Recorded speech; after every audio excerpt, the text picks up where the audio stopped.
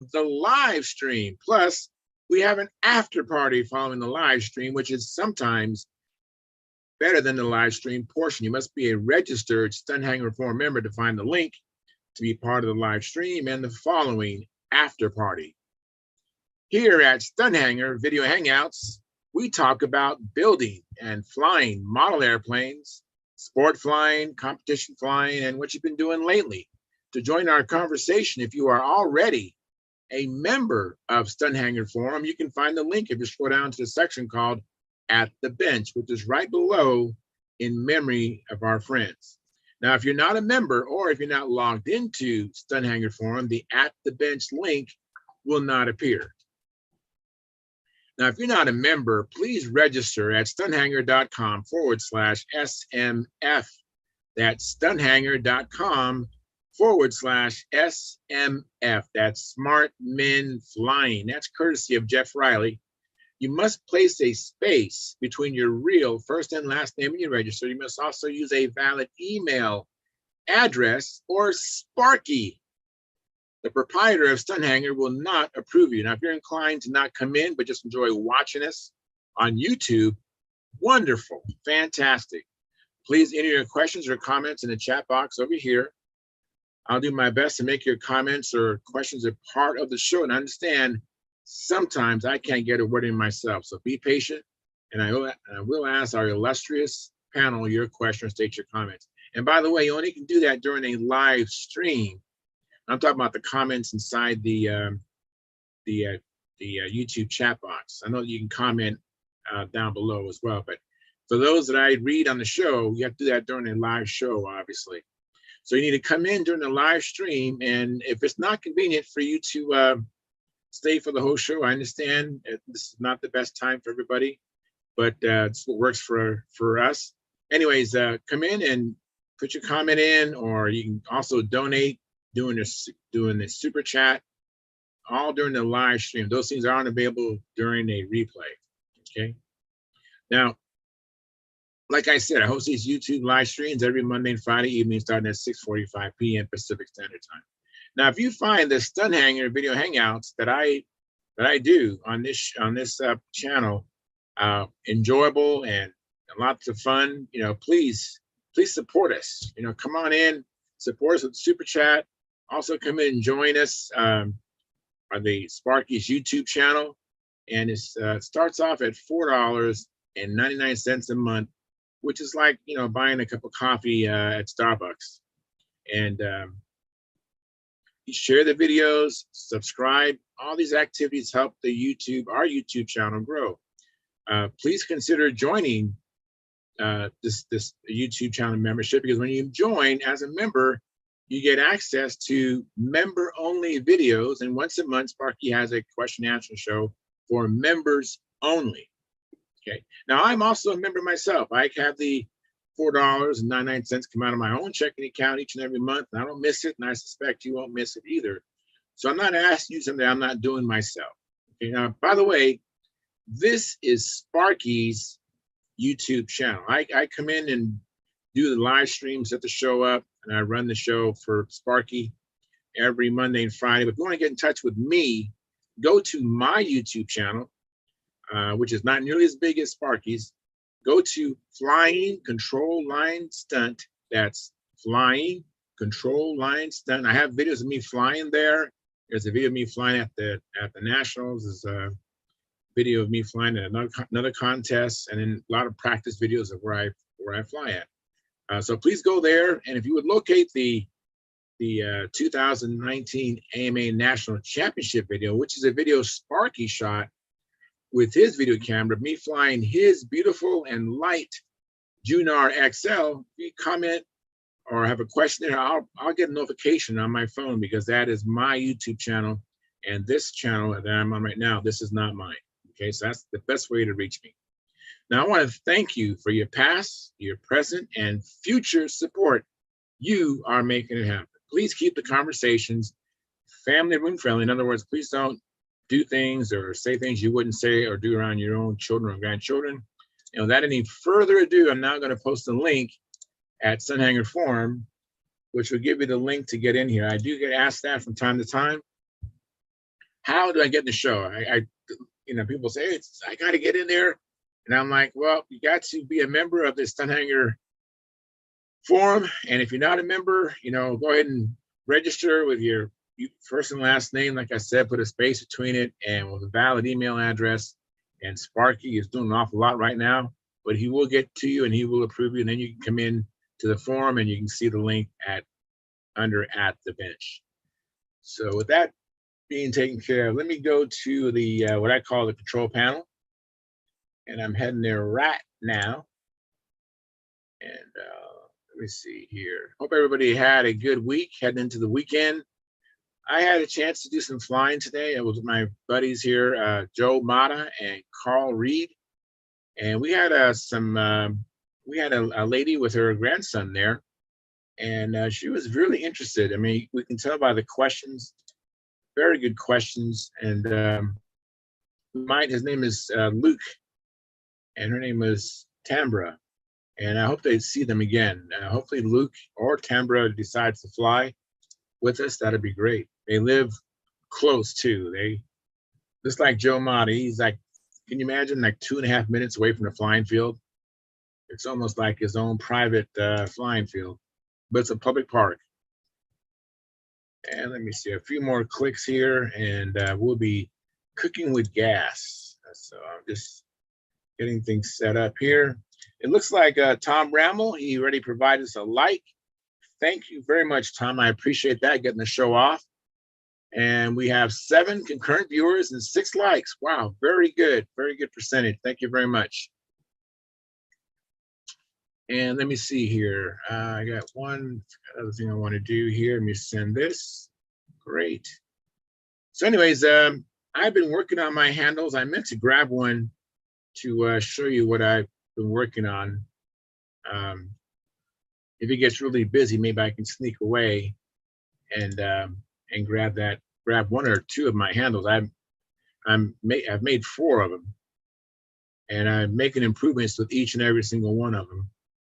Matter of fact, to the point that I probably will revisit the first one and put the upgrades in the first one that it doesn't have.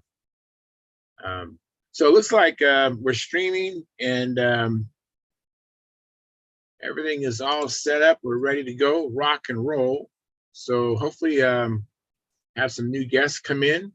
And by the way, I know I have some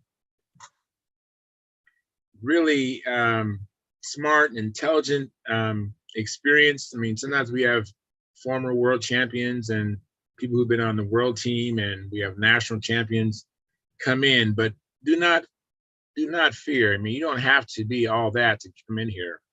Hopefully just have the curiosity, the enjoyment of model aviation, and that is enough, because you might have some questions we haven't talked about in a long time, and that helps because we have a lot of we have a lot of people that have never ever done this kind of thing. They're interested, and we're talking way over their heads. So if you come on in and you're a novice, that'd be great. You don't have to be an expert.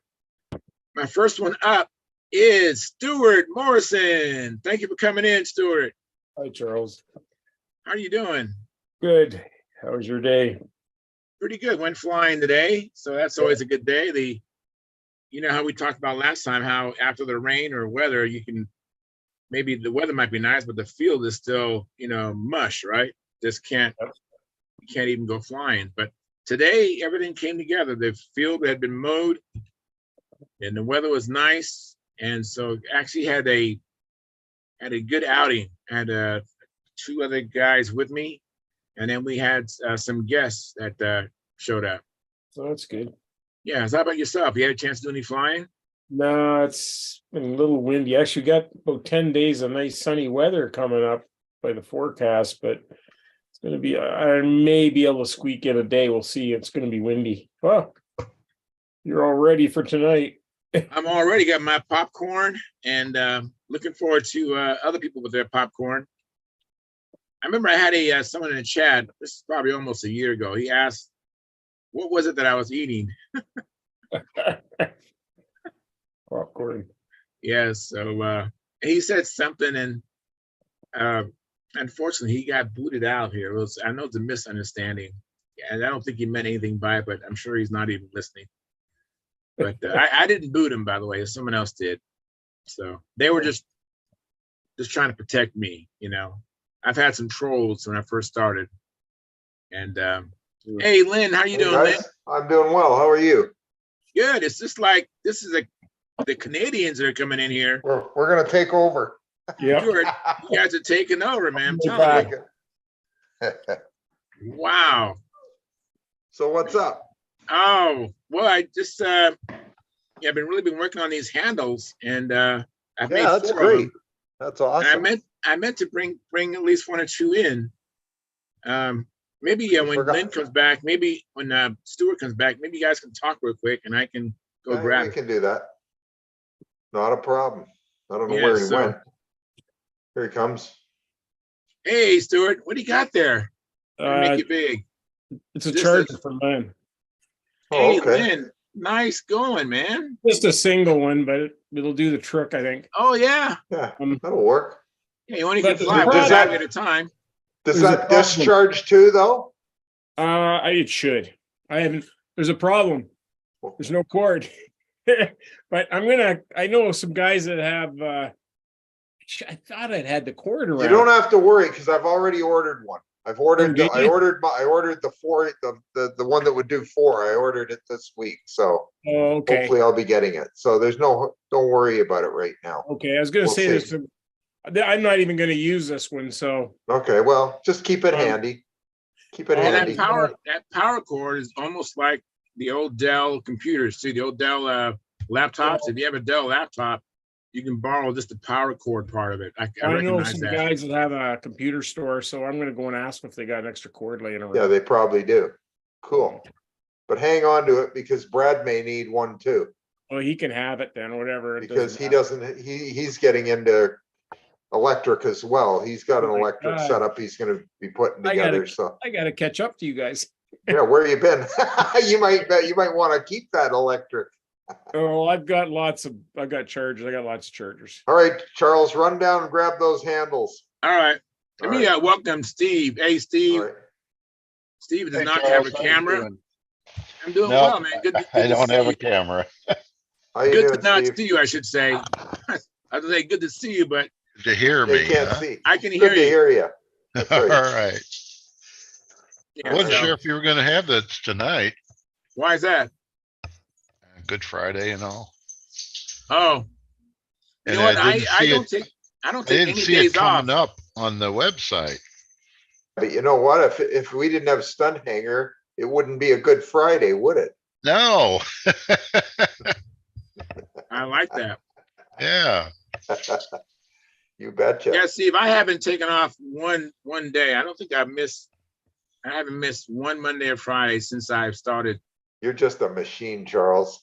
Yeah. Yeah. So I just anyways, I'll be right back. You guys get comfy. I'll be right back. All right. All right. Charles has got to get some handles. Oh, cool. To show us. So what have you guys been up to this week? Yeah, I got to fly yesterday. Oh, even better. That's awesome. Yeah. That's good. How many flights you get? 4. Good stuff. What were you flying? I was flying Blue Angel electric, built by Walt Brownell. Okay, cool. That's neat. Yeah, I had a little trouble. I broke the cowling hold down. Okay. Which is on the top on the electric. Okay. Yeah, so because I had to rig up some rubber bands so I could do the other 3 flights. Hey, whatever it takes, right? Until you can get it home and do it properly. Yeah, I was ready to pack it in, and Dan McEntee was out there with me, and he says, "I got some rubber bands. We can make this work. We can make this work just enough to get it through a few flights." Exactly. Yeah. That's the whole ticket. You don't like to waste a good flying day over something like a cowl. No. And it doesn't hold there's a battery hold down separate from the cowling. So I guess I could fly it without it, but without the cowling, but I don't know. Kind of screws up the airflow though, so it's better to have it on there, even if it's rubber banded down. Right, right. So what you been doing, Len? Well, I'm trying to put together some foam airplanes. Actually, they're partial foam and partial wood, and they're sort of spin-offs of a Kiyosaki, but they're not a Kiyosaki. They're spin-offs. Oh, okay. So they're a little tricky because I've never built them before, and I'm building 4 of them at once. Wow. So it's a little So bit it's a crazy. foam wing or It's a more foam foam wing. than that? No, just the wing itself is foam. It's a foam Okay. wing.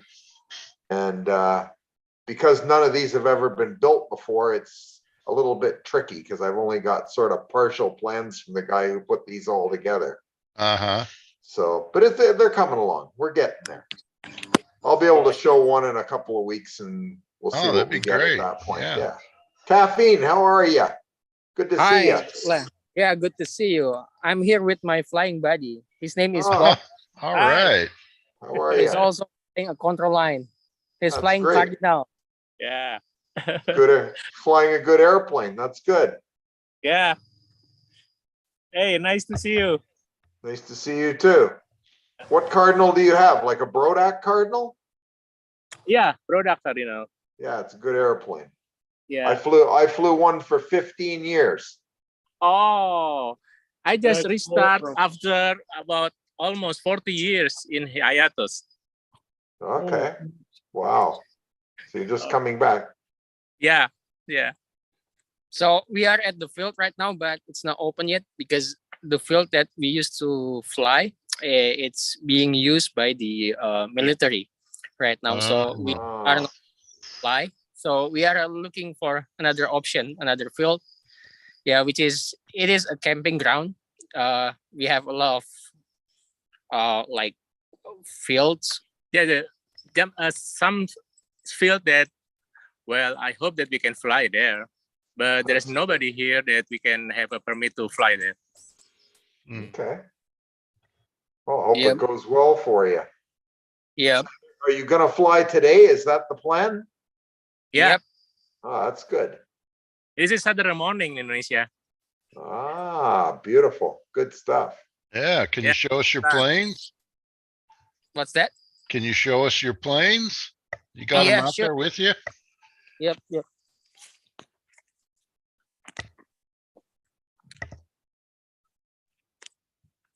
We'll be back in a moment. All right. Okay. Hey, Dennis, Gary, how you doing?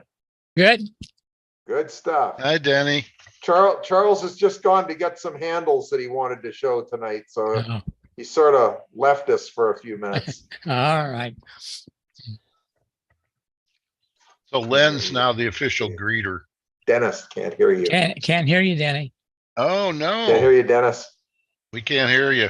Yeah, I was gonna say Len is the grown up in the room now, so. Well, I guess I'm man. kind of it right now. I gotta at least say hello to you guys if you come in here. You'll think nobody loves you anymore. Oh, man.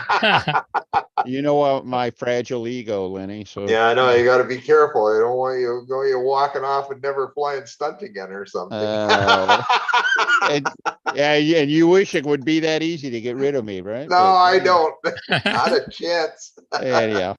Hey, my friend Steve, did you see the update I did on our contest fire and all I that? did. Yeah. And I booked the hotel. Super. That's great.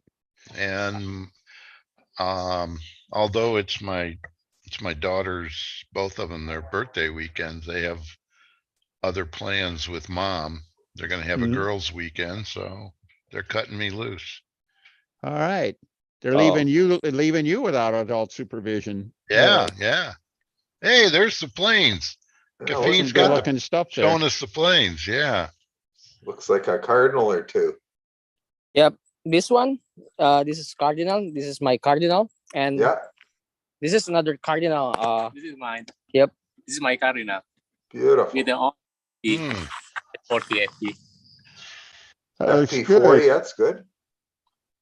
Cool. Very cool. Yep. And yeah, this one is my tough The Banshee. Banshee. Yeah. Yeah. Mhm. It's been through yeah, I've crashed a lot with this plane, and it's still intact. So Yeah, it's I'm good jealous. stuff. Manchester. I'm very jealous. You guys are at the field getting ready to fly and I'm way far from it. But the yeah, advantage- we're still waiting for the official to open the field. It's closed now, so we don't know Okay. yet whether we can Okay. fly today or not. Okay, wow. Yeah. Actually, this weekend is a long weekend in Indonesia. Why? Pardon me? I Oh, mean, you what's the- celebrate Easter? Ah, yeah, because of Is that Easter. why? All right, Yeah. very good. Yep, that's our update now. Look at that beautiful blue sky. I know, man. You got it going on. Yeah, look at that. T-shirts and blue sky. What a day. Yeah. Yeah. It looks like it's not windy either. Yeah. Must be Right. nice. Unbelievable. Okay. Looks like Southern California or something like that, huh? Ah. Right, Charles? Yes, yeah, that's how it looks in Southern California right now. Mhm. It's a lot of sun, obviously. That's Nice. nice. Wow. So did you make any changes to that Cardinal, Caffeine? What's that? Did you make any changes to that Cardinal? Yeah, I've just reset the needle valve position. Yeah, I will try that first because previously I had it too rich, and then so I got 5.8 seconds per lap. That's way yeah, too slow. You want to be around Yeah. 5.2, 5.3, somewhere around there. yeah. I will try to lean it out of, a bit first, and then if it doesn't help, I will try to change the prop size. What's your line length? Do you know? 60. Yeah, you might want to add a foot or two, but try it with the 60. See how Yep. it goes. I found Yep. 60 with the Cardinal to be a little cramped, Okay. a little tight. Like I found like I felt rushed during the maneuver. The maneuvers felt rushed. Like I couldn't make the turns fast enough from one corner to the next. So once I added a couple more feet of line, it got real nice. It was really sweet then. Okay, I see. Yeah, I had a Cardinal. I flew on 63 feet of line. And I so thought did it the was other. just about right. 63 feet from, eyelet, of line, actual line.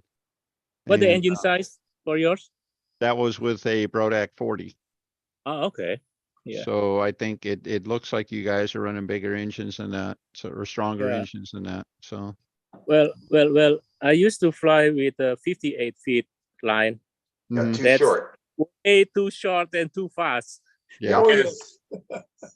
I like to tell people, set the engine so it's running smooth and steady and everything like that, and then adjust the line length to As where the needed, pilot yeah. can keep up with it. That's All right. right. Yeah, Usually right. just a couple of feet, you go from 60 to 63 feet. It's a bigger Huge difference than difference. what it seems like. It Okay. seems like it ought to be. So, Well, today I try with a 60 feet line. Hope Mhm. it works well. Yeah, I The other guess thing that's a about, lot, guess that's a lot easier, Denny, with the Spectra lines. well, they're okay. just fast and easy to tie. I was just gonna ask, Caffeine about that because he had posted a couple of things. I was gonna ask, did you get the Spectra and try to make up some lines? Not yet, but I'm getting one in the future, I guess. Okay. Yeah. We were able to repost some pictures and, the video Okay. on there as far as how you tie the ends and stuff, and, it works real well. I think you'll be happy with them. But, All right. Thank you, Dennis. I've seen your reply and the video you posted. okay, that's Yep. great. Yep. Thank you. Well, I have two options for today. One with the 62 feet with Spectra line, and I want to try the 60 feet line with the standard one. Okay. Well, if you got a 60 and a 62, that should be enough to tell the difference. And then, if that's Try them Spectra both, versus yeah. steel also, you might Mhm. have to, you might find that you retrim the airplane a little bit. You have to remove some wingtip weight because the lines are a lot lighter. But Okay, will do. but the airplane will tell you what it's, what it needs. So So Caffeine, you're running an Enya 40 SS in yours? Yep. On my Cardinal, it is. Okay. and what about the other Cardinal? What engine What's did the other that have? Cardinal got? There. OS 40 FP. FP. FP 40. Okay. Yeah. Yeah, it's a strong engine. That'll be a great combo. So You're both running 10-inch props or 11? He's got I have 11 6. 11.6. Okay. Yeah. If it seems a little fast, try an 11.5. Okay. I try. Thank you. Because I think with an 11.6, it may be a little quick or it may bog down, one or the other, depending. Well, it is. I'm just happy to hear that you got a chance to, hopefully you'll get a chance to just see what you got there. And hopefully they can open the field for you and stuff like that, and you'll be able to fly some. I'll be jealous. Yeah, if you guys get the field open, we'd like to watch you fly. Yeah. I think the only way I could fly this weekend is if I go out and, in water shoes or something like that. Yeah, and floats on the airplane. Yeah. Yeah, floats on the airplane and water shoes. But Yeah. yeah, we've had some nice, right. it has been clearing up the last couple of days, still a little bit cool, but it is, I think, maybe starting to finally dry some things out. So, We might get lucky in a couple of weeks or something. You never well, know. we're supposed to get into the 70s next week. We do that, that's going to be a big thing. We could definitely For sure. looking at getting out next weekend. So, Yeah. anyhow. all right. All right. So you guys can't fly, I gather, huh? Thank you. Yep. Thanks, sir. They're waiting. They're in waiting. They're waiting. Okay. So it's locked up? Yep. It's a new field, so I'm not a member on this field yet. So it's a different it's different flying field. That Okay. yeah, it's a different flying field. Okay. I came in late. I went in the garage to get some handles, so I missed a lot. I came back, the show was just growing. Came back and missed some people when they came in. So I'm just getting started. Yep. All righty. It's Well, okay, Charles.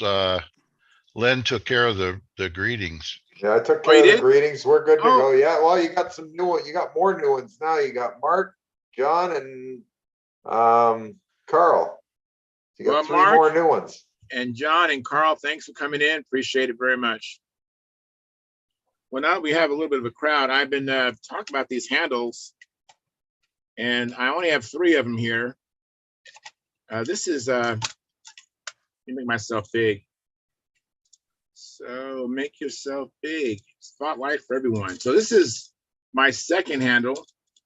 And this one, I don't know if you can make it out, but I got this, I thought I brought it in here. I got this abrasive material. See that? Mm-hmm. Yeah. It's grit. It's an abrasive grit. So I coated it with clear dough, and I dusted on the abrasive, and then I just kept putting dope on top of it to lock it in. So when I put my hands in here, there's no slipping. This was the second one. The first one's still in my car. I'm using it right now on the P40.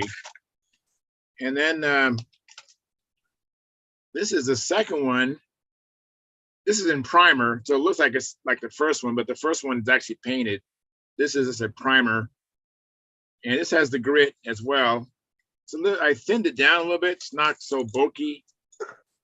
Yeah. Took off some of the mass. You can see that it's a little bit lighter, and Cool. and it's even more comfortable in my hand. I just put more, or remove more wood on that, and then this is the third one. Now this one I'm going to paint, but this gives you a chance so you can see the grit. Oh, yeah. So I'm going to primer this, and I'm going to paint this one yellow. Actually, this one might be white and green like my SV11. That's what I Okay. do. I paint them to match the plane that they stay with. Yep, Right. that's a good idea. So this one I thought really shows up. You can see what I did as far as the grit, and this is just a nice feeling. I mean, it's just never had anything like it. So Very sweet. So I have Floats another the one that boat. I'm used. What was that, John? Say it floats your boat. It floats my boat. Yeah, now I gotta just get the plane from getting loose, and then look out, world. Where do you get the brackets? Oh, great question. Okay, so Brent Williams, I should have brought the kit, but Brent Williams provides a kit. It's I think it's with shipping, it's like $40, which includes the hardware, the metal, and the screws, and the wood. Now you really can't see, but maybe you can see it's laminated. So the center is basically 16th ply. Is 1/64. it, was 1/64 or 1/16?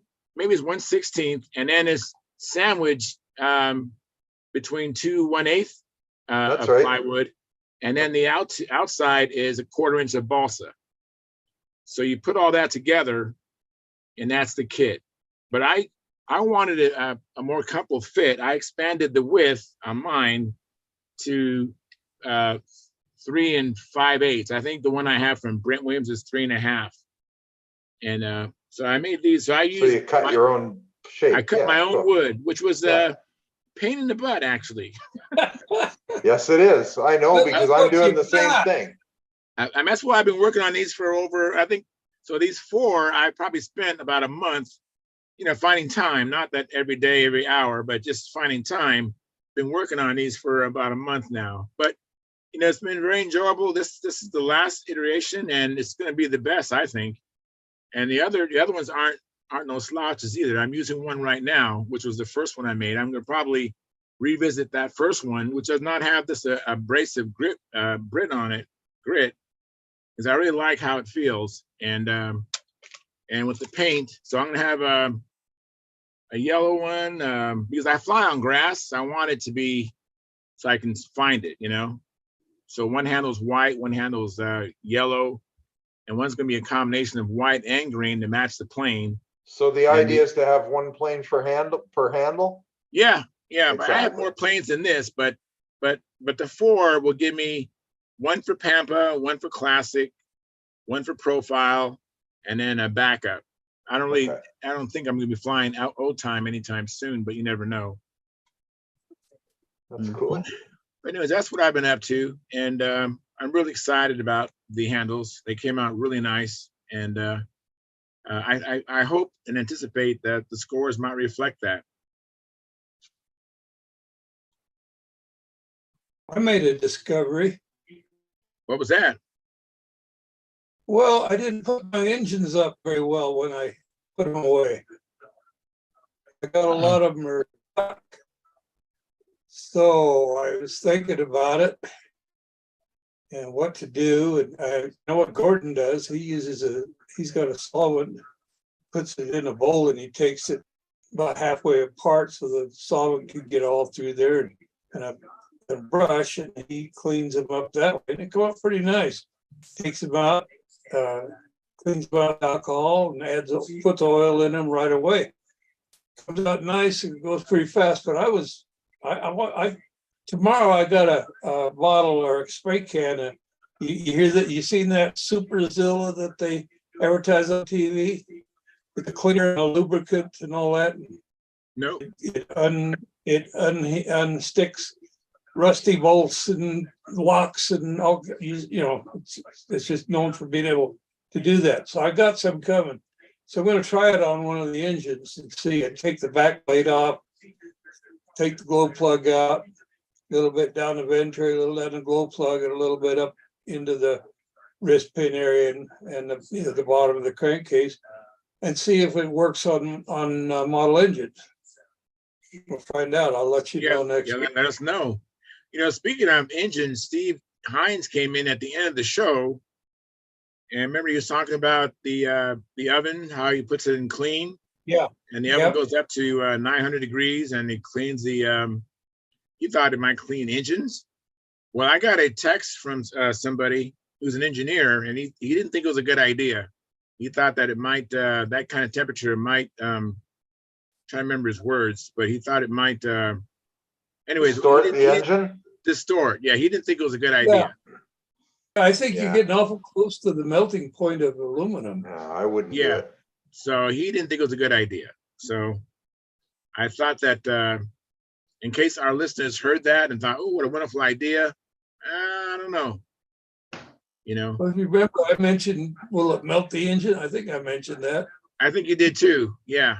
Yeah. I just I don't know about metallurgy or I don't know about metals, but yeah, 900 degrees sounds pretty high. Well, lead goes liquid at what is it, 450 degrees? Is that about right, Denny? Yeah. So, And I think aluminum, you at 900, you're getting really close to the melt point. I wouldn't do it for anything. Even if it didn't melt it, it might, like the guy say, distort it, change Yeah, things where you'd have to buy a new crankcase. pretty risky business. I wouldn't Yeah. want to play. Yeah, I agree. So hopefully we reached people who heard that and thought, ooh, what a great idea. Hopefully we were able to put the brakes on that. Well, I mean, if somebody's got an old clunker they want to try it on, I'd say try it and see, you know. But, you know, make sure it's an engine you don't care about. Don't And the put your thing is, but the thing is, even if you get away with it, that doesn't mean you're going to get away with it with all your other engines either. You That's might true. get away with it with one and then put another one in that might totally destroy it because it won't handle the heat. That's true. A crock pot Right. and antifreeze works real good for me. Yeah, same here. That's my method of choice as well. I use crockpot and antifreeze. Now I do have a what's that oscillating machine? ultrasonic cleaner. I have an ultrasonic cleaner, and I have a solution for aluminum, and I haven't tried that yet. But I'm gonna hopefully see how that works. That might be a good solution. I've seen sharp edges where it was laying on the sharp edges get somewhat flattened when they go through an ultrasonic bath. Oh yeah, you got to be careful with that. Really? because Okay. it vibrates. It's a very high frequency, and it can actually because I used to clean clocks in them, and it can actually shake stuff a little bit, just so you have really fine vibration. So, and if you look in ultrasonic level, you'll see it like shaking at the top. So Right. just got the best thing to do is put it in a plastic tray or something, so it's not metal on metal. Yeah, Oh, thank you. That's a great idea. Okay, so I have a metal basket. I was just gonna put it in the basket, but yeah, metal a plastic tray. I can do that. Yeah, something plastic. Actually, well, I used to use some jewelry cleaners come with a little round basket with a post on it. So you could You use, find you something. use a redneck Tupperware. You know what a redneck Tupperware is? No. That's those things. That's those, you know, when you buy a pint size of yogurt, that plastic container, clean it out and use it. That becomes a redneck Tupperware. Oh, redneck. I didn't get everything you were saying. I just heard red, and I was like, what are you talking about? Oh, redneck. Okay, I get that. Hey, Charles, Yeah. well, what's wrong of just letting it soak in aviation fuel with the nitro in it to eat up all the gunk and stuff up? I don't know. I haven't done that. That's the way I used to. That's what I used to do with my motors when they got froze up. Just put some aviation fuel in the exhaust port and maybe even take the head off and just let it soak down in there, and eventually, and then into the venturi, and eventually it loosens up. You Oh, know, anything? Carl, you that's could good. do the same thing with glow fuel or alcohol. Yeah. Or I even used acetone a couple of times,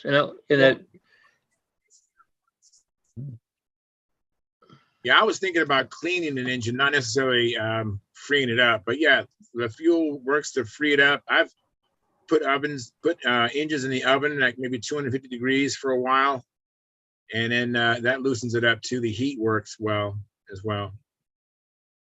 But I was thinking about cleaning the engine, getting the gunk off, the burnt caster and burnt fuel, trying to get that off. I've used that Dawn cleaner, not the one you can find today, but the one you used to be able to find. That used to work good with a toothbrush. Well, you know, Use that, and that palm would work you know, really good. though, Charles, I really haven't found anything that really works any better than the antifreeze in the slow cooker. You know, I agree. I went to a thrift store and picked up a couple of crock pots, and they didn't cost me very much that way. And that's you might want to add that to your list, Mark. Go to thrift stores to get crock pots. Thank you, Charles. You're welcome. I once made him forgot about an FP40 I had sitting in a crock pot, and it sat in there for like 6 months. It was unplugged, but it was in there. I took it out. It was fine. There was nothing wrong with it. Didn't hurt it at all. Yeah, one thing you can do is that there are certain types of antifreeze that are made for aluminum that I think is a good idea. Good point. Yeah, and most modern cars, the cooling systems have aluminum radiators and stuff like that, so it isn't too hard to find. But I always went looking for that kind of stuff, the aluminum, the stuff that was made for aluminum parts. That's a good point. Yeah. Yeah, the thing is when you take them out, you want to rinse them out with alcohol right away. Mm-hmm. Gasoline, but I prefer alcohol. It's not as explosive. And dry them out and oil them immediately. Put them back together. Don't let them sit around without, because alcohol is hydroscopic. It attracts any moisture in the air, anything, it'll get it in there and start rusting. If you got a steel crank or something in there, you know, anyway, it's just, I left it, the one I left in there for 6 months, I did that and there was not a problem as long as it stayed in the solution. But when I brought it out, if I hadn't done it right, it might have rusted in place. By the way, they've had good luck. Crockpots seem to show up at every single garage sale I've ever been at. You know, you pick them up for $1 or $2, and don't use it for cooking spaghetti after that either. I mean, right. Yeah, don't do it on the sly and clean it and give it back to your wife. Don't use mama's crock pot or anything. And don't use it, you know, take it, bury it in the back of the garage or something so nothing, and you know, empty it out so your dog or cat can't try to drink the antifreeze that's sitting in it or anything like that. And cat'll do it too. Yeah. Keep a lid on it, can't get to it. Yeah. Another thing you can do is after you clean it with alcohol is spray it down with WD-40, and that will remove the moisture off any of your parts and lubricate it a little bit at the same time. Mm-hmm. Yeah, that's what WD stands for, water dispersant. Right. Yeah. And the ultrasonic cleaner, I think my dad used to use just a plain old dishwasher soap in it. I used to clean. Because it doesn't foam up, doesn't suds up and everything like that when it's vibrating along and stuff. And it really does do a good deep clean. And he never left anything in for more than a couple of seconds either. So if I come to visit you, could I lie on your belly? If you prefer. If you prefer. I just keep looking. What do you got? A dog and a cat on there? Yeah, dog's over here. Cats. Geez. I don't have to have a blanket at night, you know. I like it. I'm jealous. Yeah, that's it. So the dog and a cat found something they can agree on. That's right. Yeah. You're a good man. You go on a diet, they'll hate you. So, I know. If I wouldn't have enough for 'em.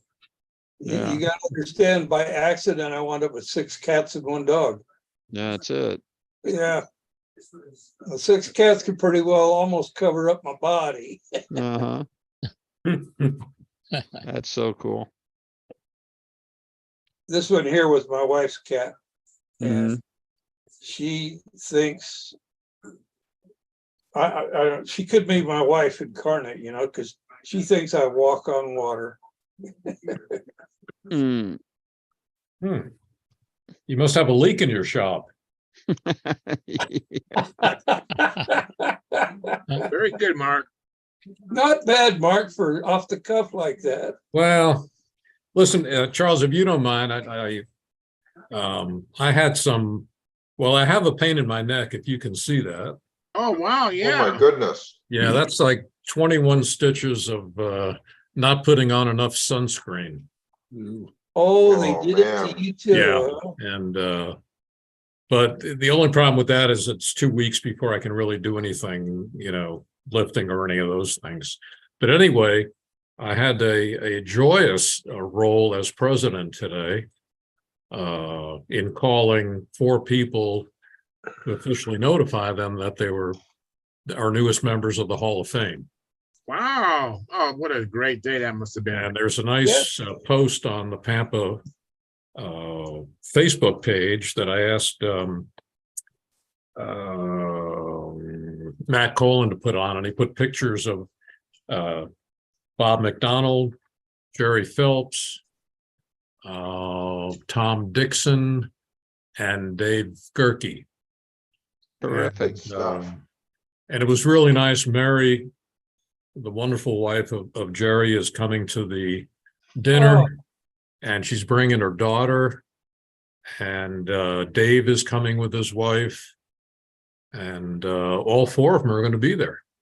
So Great. I'm just tickled about that, and it was a nice thing, because sometimes you're in contact with people for not the most joyous reasons, but I kind of felt like that big guy that visits NFL players and invites them into the Hall of Fame. Yeah, Yeah. I bet. So it was nice. It was really nice. And so we're all looking forward to the Nats. And my schedule in a month, Will Davis and I are running Triple Tree for 8 days. And then about 4 weeks later or 3 weeks later is Brodak. And then a few weeks later is the Nats. And then there's the Northeast Pampa Regional. Later in the year, there's a Southeast Pampa Regional. So a lot of good things going on. And fortunately, I have a great wife. And either that or she has a boyfriend. It's one or the other. And so I'm looking forward to all of it. Stunt Camp is set up, which has really been a wonderful thing. There are some guys, I'm sure, that come for Stunt Camp, and the contest is secondary to them. So looking forward to all that, and I just wanted to let you guys know I'm going to post their email addresses. So if any of you want to reach out and say congratulations, I think it'd be a nice thing. That would be a nice thing. Yeah. Yeah, do that. I will. That's awesome. Yeah. Let me catch up on the chat box. The T-Bone 1260, aka Tom Luciano, he says, my friend Lynn is coming to the dark side. Thanks, And then Tom. And then Dennis Adamiston, he says, like provided. And Gary Sinclair was in, he said, like provided. And then old control line pilot, he says, like given, have fun, maybe see you Monday. Now these 3 people, Gary, Dennis Adamiston, and old control line pilot as Bob Whitley, these are all 3 members of our YouTube channel. So thank you very much. I appreciate it. And Gary is a monitor. He has a blue wrench, so behave or he will straddle you with that wrench. So Put you on vacation. yeah, he'll whack you out of here. So anyways, So you tease him about sleeping. If I can stay awake, right? Yeah, the trolls will come in. They're watching you sleep, and then they come in Yeah. and pounce on me. Yeah. Fortunately, that has not happened. I shouldn't have given that idea. Shoot. You know, last time I was, not last time, but the time before, I showed this great gift I got, this Red Tails hat. And I forgot to mention, I don't know, I just assume everyone knows what Red Tails were. And I don't know if I mentioned that, but they actually guarded the bombers, because the White Pods would, when they see the Germans, they would just scatter off to go kill, to get a kill, to become an ace. And so as a result, one thing I didn't mention is that the Red Tails, they never lost a bomber because they stayed with the bombers. So I thought that was pretty significant. And then these were black pilots, by the way. I don't know if I mentioned that last time or not, but you're known as the Tuskegee Airmen. Right, and they were distinguished by the red tail because the rudder and the back part of the plane and the nose was painted red. So the bombers, they started to refer to, hey, I want the red tails. They didn't even know they were black till later on they met some of them in the movie. Anyways, I don't know if the movie is how accurate the movie is, but they just saw the red tails and they wanted those guys to make sure they got home safely to their wife and kids and family, because they knew that they did not lose any bombers in their care. So anyway, I just wanted to, and this was from Bob Gore and his wife, Janet. Thank you again. Appreciate it. That's nice. Yeah. Beautiful. So anybody else do any flying? Carl, myself, and Joe Mata. Joe Mata might be watching or listening, but he's not in here. But we went flying, and it was a pretty good day. Good. Terrific. Has Carl done any more of his one-line tricks, or? No, he didn't need to do that today. Okay, so he's flying with both lines at the same time again. Back to doing it. Okay. Yeah, it takes a Oh, yeah, I am. takes a special control system to fly with one line. Yeah. Yeah. Especially when it wasn't when it was done unintentionally. It just happened. Yeah, I've only ever had one line break, and it was, of course, the upline, and I didn't have nearly as good an outcome as what you did. So yeah. Well, I had to upline or downline break about 2 laps after launch on my brand new Ringmaster Imperial first flight. Oh, geez. And that thing would on one line would do 10-foot loops. Yeah. It would. One after another till it figure 9. Yeah. Yeah, I was flying a Goodyear racer at about 100 miles an hour. My brother and I were up, doing a practice race. My dad was pitting both airplanes. And so we're up there, we're flying. He's coming over for a pass, and then my airplane just kind of instantly disappeared. And it had done flat bottom airfoil. No, it had done the best square or square loop corner you ever saw, but I only did one of them. And splattered everything. It was bad enough that somebody came in. I was working at the hobby shop then. Somebody came into the shop 2 days later and said they found this piston from this engine next to this circle. It was a Super Tiger 15 piston. Yeah, sure enough, took it home and was able to fit it up to the what was left of the cylinder and stuff. But yeah, that's the kind of crash where there wasn't anything left. You know what I mean? Yeah. wow. Yeah. Danny, is that when you went to Spectra? Sometime after that. Yeah. Okay. Yeah. So Remember the old saying, Denny, that a really good stunt plane, a light stunt plane, when you crash it, turns to dust. yeah. I have proven that to be true. Yeah. Wow. I get a kick out of the stories like what was his name? Fred Carnes was writing an article on the history of I-beam models. and talked about, the way they used to finish them, multiple coats, finishes, like sometimes like 20 or 30 coats of dope on it and everything like Oh, that. jeez. And they were talking about, having a crash and the covering wouldn't break, and they would literally take the airplane home like it was in a plastic bag. Yeah. Yeah. Wow. And, Wow. at an age before CA and monocoat and all that kind of stuff, but Well, we didn't know any better back in those days. If you wanted to get a real shiny finish on it, you just kept adding coats until you could polish it enough that it didn't polish through. mm-hmm. Yeah, I've always wondered about that. It's like, did they really do that? The little what was it, Paul Dean 3-view, I think it is, the Jim Bornhold's Arion design. It mentioned the finish was 30 coats of Tester's butyrate dope. Yeah. I kind of space out at that, and it was all applied with a brush too, right? Yeah. We used to put the first coat on a wing. We'd take dope right out of the can, unthinned, and pour it on the wing and spread it around with a brush. Oh, wow. Oh, gee. And then we'd do the second coat the same way. That was how you got it filled quick.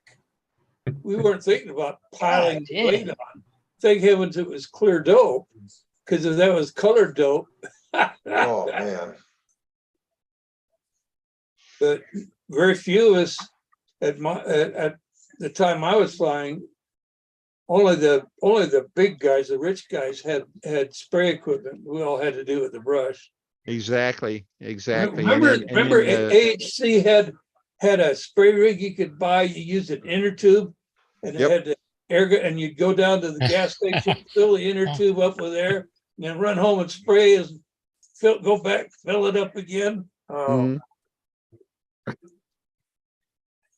Yep. Yeah.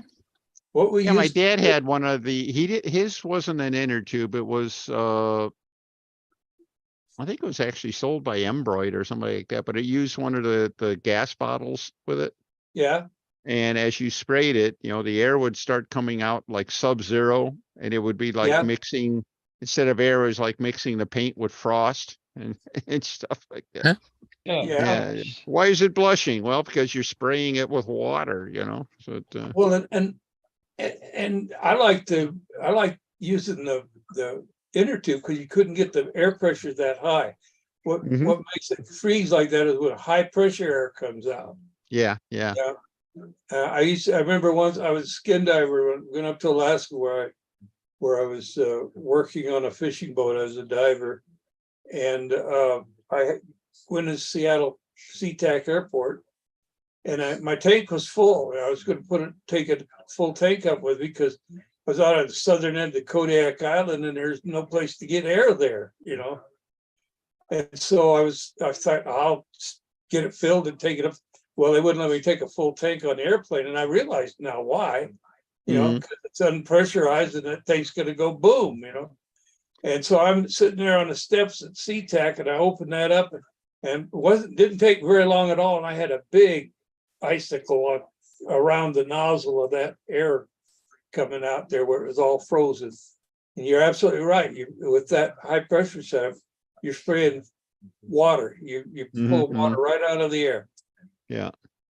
Now, I remember my dad building some really pretty airplanes with brush finished dope and no clear coats. Yep. Because you couldn't brush a clear coat over a color. Right. But that was.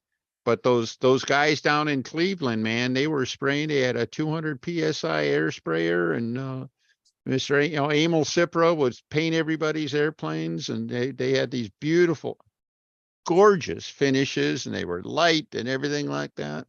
And everybody went to Cleveland to get their airplanes painted because there was a spray gun in Cleveland. So yeah.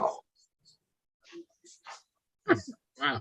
The good old days. Yeah, the good old days. I think Speaking of the good old days, a buddy of mine gifted me a really good buddy of mine gifted me an airplane last week or Wow, make it big here. half ago. Oh, Look man. at that. Yeah. Super A ringmaster. super ringmaster. When you Yeah. gonna send it to me? When am I gonna? No, I'm not gonna. About 5 minutes after the crash. Then, back in 1961, two, I built one of those and I mounted the gear in the wings. Oh, yeah? So, yeah, there were other guys that mounted the gear in the wings in those days. So it really looks cool with the gear in the wings. I bet. That's a cool idea. I don't know if I'll do that, though. Yeah, well, it's just a thing. It's a thing. Yeah, it's a thing. So is that legal, like old time legal too, or what? I have no idea. I don't know how old is this. It Not might old be. time legal. So it's classic legal then. Classic Yeah. legal. It's a funny thing, and I wrote some notes on this. I was trying to drum up some support here a couple of years ago and didn't get anywhere with it. But to me, that airplane, has no performance advantage over a regular ringmaster or anything like that. Yeah, it's just the look. Design. It's just a full fuselage. Because basically the wing, I think, and the tails are exactly the same. They're exactly the same. And I wanted to say, on a very selective basis, I wanted to see if we could go through and take an airplane like that and say, you know what? There's no competitive advantage to be gained. It's the same airplane as a regular ringmaster. It just looks a little nicer with the full fuselage than the profile does. That's right. Make the doggone thing legal. Nobody's gonna win because they got a full fuselage, but the airplane will be a lot less ugly to look at. That's all. I would be tempted to make it side mounted or invert mounted though, if I was going to build another one. Inverted might be kind of different. Yeah. That would be that. Maybe I might even consider trying that. Putting the motor in it inverted as opposed to right side up. You just have to change the beams, plywood, plywood bulkhead so you could mount the beams. Yeah. Put different bulkheads in it and put the beams higher up or whatever. Yeah. I wonder if you could just turn the bulkhead over. I don't think they're square. I thought, didn't the Super Ringmaster, isn't it like tapered as it goes? Yeah, it did. But still, you'd want to take the mount and just basically raise it about one mount height, right? Yeah. Cut a new set of notches in the formers and you'd be all right. So that would look neat. I think I'm going to do that. I think I'm going to mount the engine like I would in a standard stunter, inverted. Wing mount the gear, you'll love it. No, I can't do that. Then it's not a ringmaster. Then if you put the wheels in the wing, it's not a ringmaster anymore. We flew them out on the west coast that way. It's a buggerized something or other. I gotta have some. We flew them as ringmasters back out on the west coast. There you go. And the other thing is that I'm flying off of grass all the time. So how long do you think that wing mounted gear is gonna last? I know where this is going. Yeah, it would last. Let's just say it would last less long than the fuselage. Yeah, it's gonna last less long. That's right. And I don't like airplanes that last less long. Yeah, I tell you what. But a few too many of those. Would still consider a aluminum gear in place of a wire gear. Get the wire out of the fuselage, or even a carbon fiber gear if I can. Well, it's a ringmaster. Let's not go crazy. Well, they didn't have aluminum gears back then. Yeah, you can put a candle in a cow pie, but that don't make it a birthday cake, Carbon fiber gear on a ringmaster? Are you kidding me? I don't think so. I think I'll save the carbon fiber gear for something else. Yeah. So why couldn't that be old time? I mean, my guys is way back in the 50s, 60s. Well, because it was not kitted prior to the break-off date. It was kitted. It was a later edition kit. Of course, the profile edition came out first. And I think the junior is legal, but the super is not. Okay. So, when did he design it though? That's the question. What? You want to go back into the Sterling records and find that? Well, good luck, John. Yeah, I know. I think they got burned up in a fire. Well, take a look at the one that really got me was the PDQ kits. You take a look, the Flying Clown, the Super Clown. Yeah. They're old time legal. The Circus Prince, which uses the same wing and tail as the Flying Clown, came out later, so it's not legal. Yeah. Okay. And then the Circus King, which if I was to hand you a Ringmaster wing and a Circus King wing, you would be hard pressed to tell me which one was which. All right. Yeah. And Well- they were, but we can't prove it was designed by, designed by Matt Kanaya, and it did. The kit was introduced after 1952, so it's not old time legal. Well, even and though there's F I and swear to B. God, it probably was, it would meet the intent or the criteria. There's F and B models out of, I think, Denver. They made the Stinger and they made the Vampire. The Viking, the Vampire, the Stinger. I think there was another. Was it the there's Sharpie? another one. Huh? Sharpie? Sharpie. Yeah. Oh, what do you Look got at there? that. What is that? Oh, look Sticker? at that. That's the decal. Look at that. Very That's nice. it. Wow, that's in great shape. Wow. That's it. But the one of those F and Bs Wow. That's neat. Yeah. is like you said, it's the same wing or same style. There's no competitive advantage, but it was kitted Mhm. after the cutoff date. Mm-hmm. Let me Yeah, let me let Gordon in and say, hey, Gordon, thanks for coming in. Hey, Yeah. Gordon, thank you. But hey, Lan, Yeah. guess what I got today? Tell me. Oh, what do you K77. got there? Oh, You got your K77. All right. K77, all right. Make it big here. K77. There Yeah. it is. There she be. Nice. Beautiful. You got her. Beautiful work. That's awesome. Isn't that a nice looking motor? And Oh, light. it doesn't have to take a back seat to any of them. No. It's what I like about it is it's only it's 12 ounces. Yep. The 12 ounce 77. That is really light. Mm-hmm. Might have to add nose weight in my Tony. That's it. It's a very light 77. Yep. Beautiful motor. Just don't put any castor oil near it. Yep. He said synthetic only. Yeah. Synthetic, and you don't need nitro either. No nitro. Why not the nitro?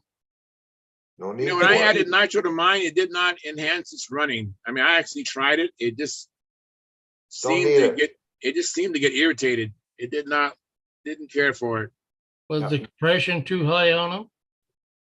Well, that's it. I didn't remove the head for the longest time. No, I've never removed the head on mine. I don't even know how many gaskets are in it. I think there's 2, but I'm not sure. Might only be 1. But I'll tell you, I've never put nitro to it, and I've never put castor in it, and it runs like it'll do the whole pattern on 3 3/4 ounces of fuel. That's amazing. It's staggering. I just like, really? Yep. As I kept overrunning the first few runs I was running it, I'm thinking, what the heck's the matter with this motor? I've only got 4.5 ounces of fuel in it. And it's running for like 9 minutes. Like, what the heck's going on here? Keep pulling fuel out. I said to my buddy, it's gonna won't have any fuel in it at all. No, it's kind of unnerving taking out that Just much run fuel on out. air. Well, it is. It's scary. It's like then you got, less than 4 ounces of fuel and you're taking off and you're thinking, do I have enough balls to try the clover leaf here or what? Yes, exactly. Exactly. That's incredible. Well, it Yeah. begs the question, though. You guys, I suppose you haven't had to try, but what about just opening up the Venturi or something like that? It's probably make it run a little bit stronger, which you may not even need. Oh, it doesn't. But that would need it. be, that's usually the surest way to Yeah, that's changing the true. amount of fuel. But I mean, you figure I'm pulling a 70-ounce Cardinal, 741 square inches, and no Mhm. problem at all. mhm, Just Oh. pulls it like it's nothing. Yeah, Yep. my Tony's 743. So Same deal. Yeah, that's as big perfect. as airplane as I am. What's the weight on the Tony? 81. Okay, it'll pull it. You don't want to have any trouble. It'll pull it. What I'm size, using it. what Go size ahead. prop are you running? I'm running a 13.6 Super M top flight, but I'm sure it'll turn a 14 easily. Cause I'd like to run the 3-blade if I can. Okay. Yeah, I've never tried a 3-blade on it. I had a 2-blade. I started out with a 13.5 because it was a new motor and I didn't want to overload it. And I flew the Cardinal with the 13.5 and it seemed just a little slow. I couldn't seem to get enough oomph. And then I put that 13.6 on it. It was like, wow, it's like a whole new game. It's like, wow, I can't believe how good that is. I flew the first flight and I said to my buddy, I said, I'm not taking that prop off. That's just too damn good that's too good. I can't. Wow. I can't beat that. I don't think I could beat that propeller. And so it's still on there, still running with that prop. So you run about a 6 pitch then? Yeah, 13.6. Okay. 13.6 Super M prop. Or you could probably run a 13.6 3-blade, if equivalent to a 14.6. Yeah, or you know, like a 14.5 rev up would probably be just awesome. Yeah, I think probably a 13.5 on my Tony. Oh, 3-blade, yeah. Yeah. Yeah, that would probably be great.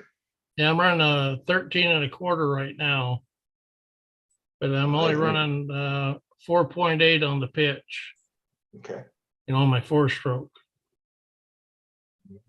So anyway, I just wanted to show you I finally got my motor. Beautiful. That's great. Hey, It Gordon, doesn't take too long to break it in either. You say you don't need a long break in? Doesn't need much. No. 3 or 4 runs, you're good to go. Really? Yeah. There's no long break-in. Hey, Gordon, I have a question. We was talking about cleaning engines earlier. Yeah. And I know you're an engine guy. So how do you clean your engines? With green antifreeze, you know, crock pot. All right. What was the chemical you cleaned my twin engines out in? Remember What, on your fly streak? Yeah. We used acetone. Acetone and a brush, yeah. Yep. It cleaned those up pretty good. If you're not in a hurry, it does a better job of the crock pot as long as you don't leave it in too long. Yeah. So if you leave it in overnight, it's probably gonna have a black case when it comes out. But as far as just cleaning the one, I pull the back plate, Venturi, and pull the glow plug out and just soak it in there for about 4 hours at temperature. And it comes out beautiful. If they're really bad, you might use a brass brush on it just to knock off the caster because it'll loosen it up pretty well. What happens Hey, Gordon? if you... Gordy, Yes. it may be a coincidence, but I swear since you joined Pampa, you look younger. Hey, I was a Pampa member when you started. There you go. It was just after they quit doing the magazine, you had to go online. Yeah. Yeah. I kind of petered out, but you got me restarted again. So thank you, Mark. It is our pleasure. I announced earlier, I don't know if you saw the site, but Jerry Phelps and Bob McDonald and Dave Gerke and Tom Dixon are in the Hall of Fame. Say it again. Who? Bob Jerry Phelps. Phelps. Bob McDonald. Dave Gerke and Tom Dixon. Wow. Got voted in this year, so. That's nice. It is nice. Yep. A good group. It is a good group. Just out of curiosity, you guys were talking about cleaning up motors and so forth.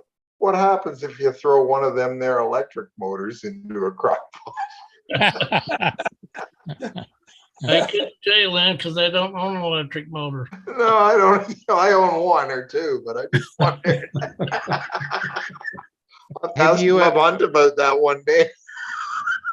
Well, I tell me never one of got to yours, do I'll throw this. it in my crock pot. I never got to do this myself, but I've seen videos of people taking the old style brush motors. Right. And the break-in for a brush motor was to take it and drop it, running, get it, start it running and Yeah. drop it in a cup of water. Really? While it Wow. was running. And it said that what would happen, the water would instantly turn black because it was picking up all of the shavings, out of the brushes and stuff like that. Crap. And there was enough, what you call friction, or friction isn't quite the right word, but there was enough drag with the moving parts there that it would actually wow. serve a break-in function for the motor. Take it out of the water, dry it off, and go race with it. Isn't that Yeah. wild? Now, and you and I understand you're having fun I'm with it just and stuff joking, like that, but outrunner motors don't have any electrical parts touching. The only parts that really touch in it are the ball bearings. Right. So it's so I'm not sure what break-in means in that. So you know what I mean? So with the electric motors, there's no break-in at all, basically. You just run them. Is that right? Exactly. There is no electrical contact within the motor. It's all the magnetic field. And the only contact points are the ball bearings at each end holding the motor shaft. So that's the only wear parts in the motor. Wow. Now, if you overload it and the motor overheats and lets the smoke out. See, they don't run on electrons, they run on smoke. You let the smoke out, they don't run anymore. So, but that's really, other than that, change the bearings when you think they need it. I think I've changed 2 sets of bearings, since 2009, but change the bearings and theoretically you got a brand new motor ready to go another several seasons. So. Cool. Yeah, it's nowhere near as much fun as a glow engine that way. So. Yeah, you don't have to do any maintenance or very little. Well, I have for the longest time there, I was having a lot of fun. I was buying clunk engines off of eBay for the sole purpose of trying to restore them, and had a lot of luck. Went through a lot of engines that way, and stuff. But then the engines started getting scarce. The engine parts got really scarce, and that nobody carries parts anymore. So it's like it's a lot less fun. And so, hey, question for the board: any of you guys ever heard of anybody who ran an MDS engine? They were put out by Horizon Hobby for a while.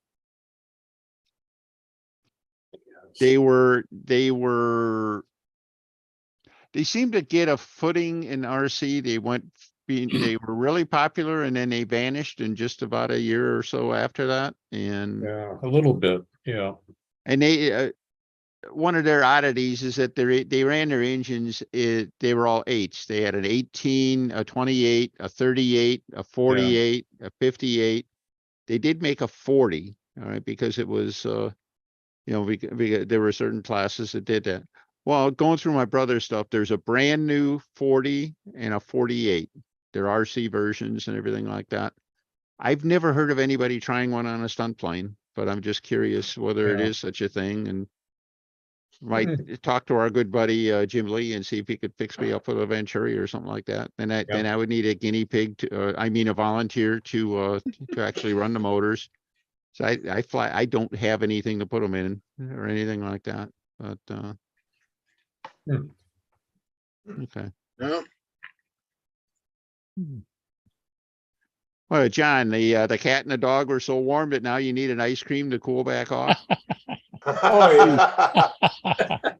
Or fudgesicle or whatever that is. But. It's fudgesicle, yeah. All right. Well, I figured it was either this or pizza, and I didn't want to take the time to do a pizza. Plus, the dog wouldn't leave you alone if you had a pizza. No, he'd be barking right now. He wants back up here, though. Just a minute. Come on. Jump. Oh, John, it's not polite to eat in front of your friends. Yeah. Yeah. I Pass them know. around. Here, Yeah, you gotta pass it to your friends, you know. Yeah, he's reach not in there, eating. grab it. It's there for you. Hey, John, you're not eating in front of your friends, are you? Mm-mm. Friends like these, I mean, That's what a the different heck? group. Not anymore, you're not. Yeah.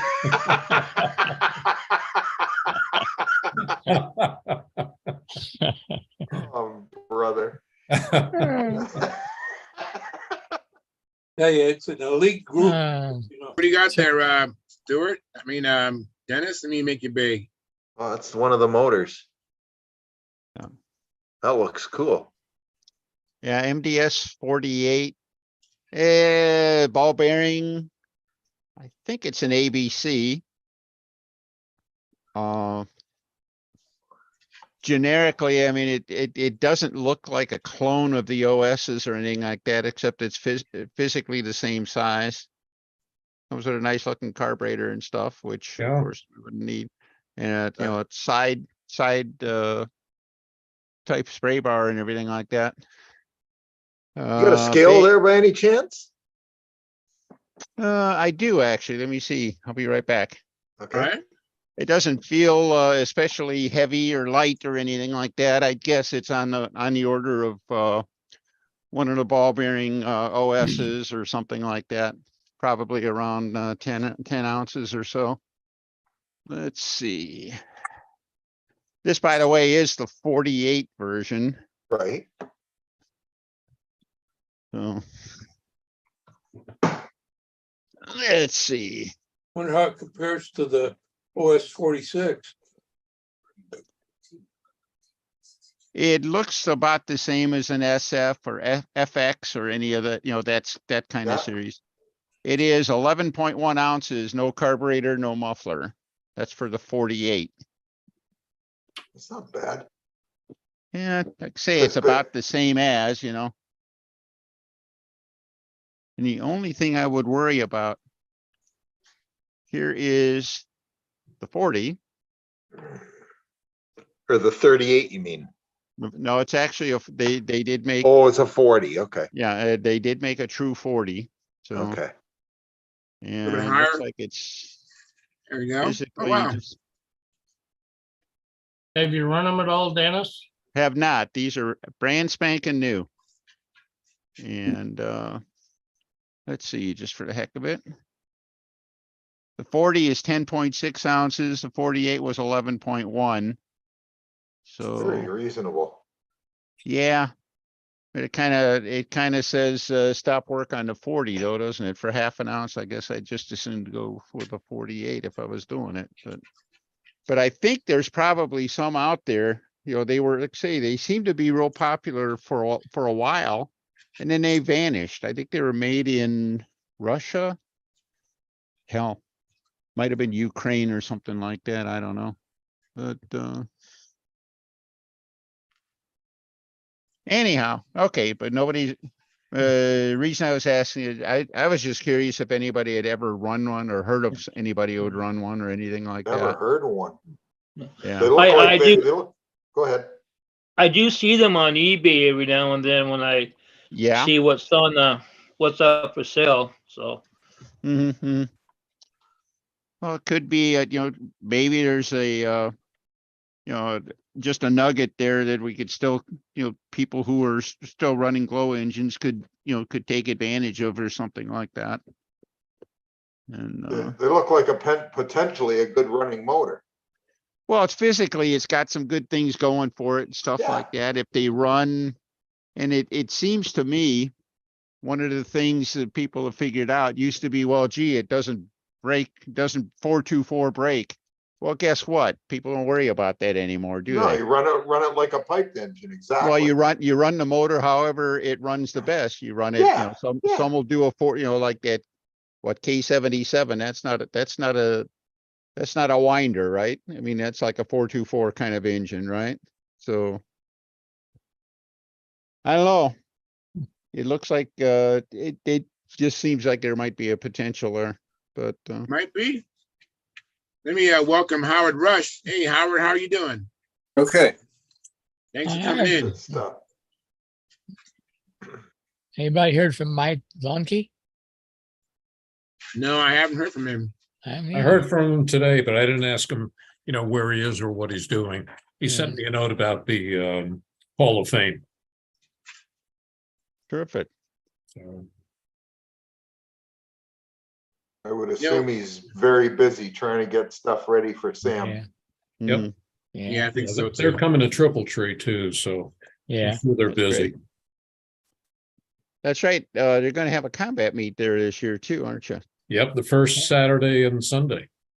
That's great. Oh, That should draw a crowd. Yeah, absolutely. I'm really, with everything you've been doing, Mark, and you start watching combat planes, they may vacate the RC flight line when you see the combat planes up there. Yep. Honest to God, that's still about the most exciting event, spectator event there is a decent control line combat match. It'll bring down the house, man. Absolutely. That's going to be fun. Yeah. Steve Hines is in the house. Thanks for coming in, Steve. Hey, Steve. Hey, the women. I used to know somebody named Steve Hines. Is that you? Yeah, I was watching on TV. The MDS was a really good motor. Uh-huh. Hard to break in, and a lot of guys didn't like it because of that. Okay. Because of the break-in period, but it was a ABC. Mm-hmm. But I don't think compared to like how we break in Randy's motors and stuff like that, no control line person would have a problem. Everybody got used to OSs, that you ran it once on the bench or on the ground and then you flew it, Mm-hmm. People didn't want to break them in. But yeah, that's kind of like an Enya, they take some time. not that long. Maybe not that long. Yeah. Hey, Len, I still got an NU 35. I'll bring that to you. I'll send that to you. Oh man, no, you can send me one of the other ones, but don't send me the Enya 35. Yeah, all right. Well, that's why Len isn't going to any contests this year because he doesn't have any good Enyas to run. That's it. Or he's getting them ready for He's getting them ready for 2025, right? Yeah. I feel like I'm about to take a beating on here. I see where this is going. I tell you what, one of our pressure, Len. Yeah, one of our group here is famous for having having probably 4 copies of every engine ever made. Hi, Phil. Oh. Hey, Phil, thanks for coming in. How many have you ever run any MDSs? You ever run an MDS? No. Yeah, okay. I was asking, before you came in, I got going through my brother's stuff. There's a couple of MDS engines here. They were popular for a while and they kind of fizzled out. I never heard of anybody running one in control line. So was that a Russian motor? I think so. It was like I don't know, and a Czech motor. It was Russian, but I don't know if Russian meant it was Ukrainian or right. Monrovian or whatever that stuff was. I think it may have been from where Moldova. I'll bet you they'll run good. I just have a feeling they'll run good. They run good. I've flown against people who were flying one. Okay. 40 really? on a what was it? Thunderbird, not a Thunderbird, a Cardinal, profile Cardinal, and it ran great laying on its side. So they're not bad motors, they're just a little heavy. Yeah. All right. This does say on the box it says made in Russia. So okay. Yeah, they were like, but back in the day, a lot of them said, Ukrainian was made in Russia. It's yeah, that's what I was getting at before. It could have been something like that, but yeah, everything in Russia is Russian. It's not, they're different places. With that Putin thought they were the same place, but they're really not. Yeah, I know. Yeah. Thought. See, the warranty card says Champaign, Illinois. So. Oh, that's bad. That was Tower figure. Hobbies in Champaign.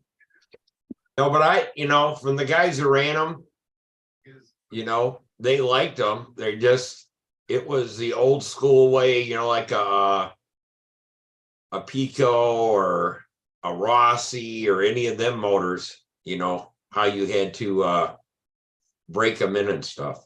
Mhm. So Well, the fact that you had to break it in, period, compared Right. to like you say, OS everybody got spoiled. spoiled by the OSs and the Evos and stuff like that. So Yeah. okay. LS spoiled a bunch of us, the 46. That was Hey, nice. Cheyenne, thanks for coming in. Trying maybe Brian? blown them. Brent When he Williams was is there. And Brent Brent, Williams, thank you, Brent holy Williams, for coming mackerel. in. Trying maybe flew the MDS motor when he was a kid. Trying, That's do you true, know anything Tryon? about the MDS engines? No. No, that settles that. Yes, As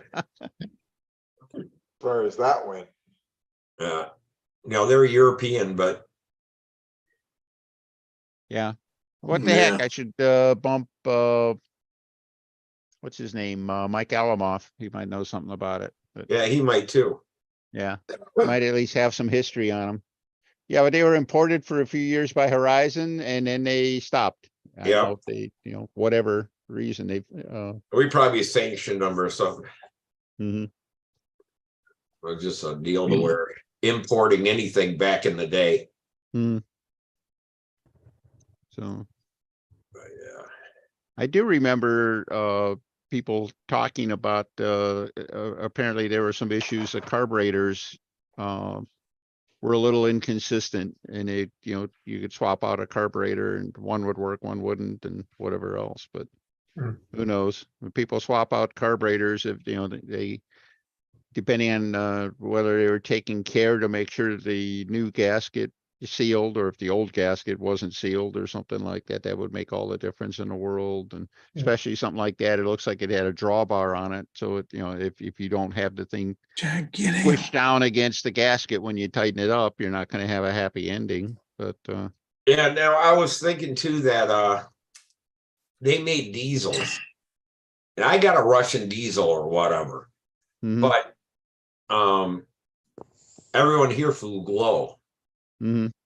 So they made a glow engine or something and they started selling it here. I don't know, but my buddy from England there, until he came over here, he knew nothing about glow motors.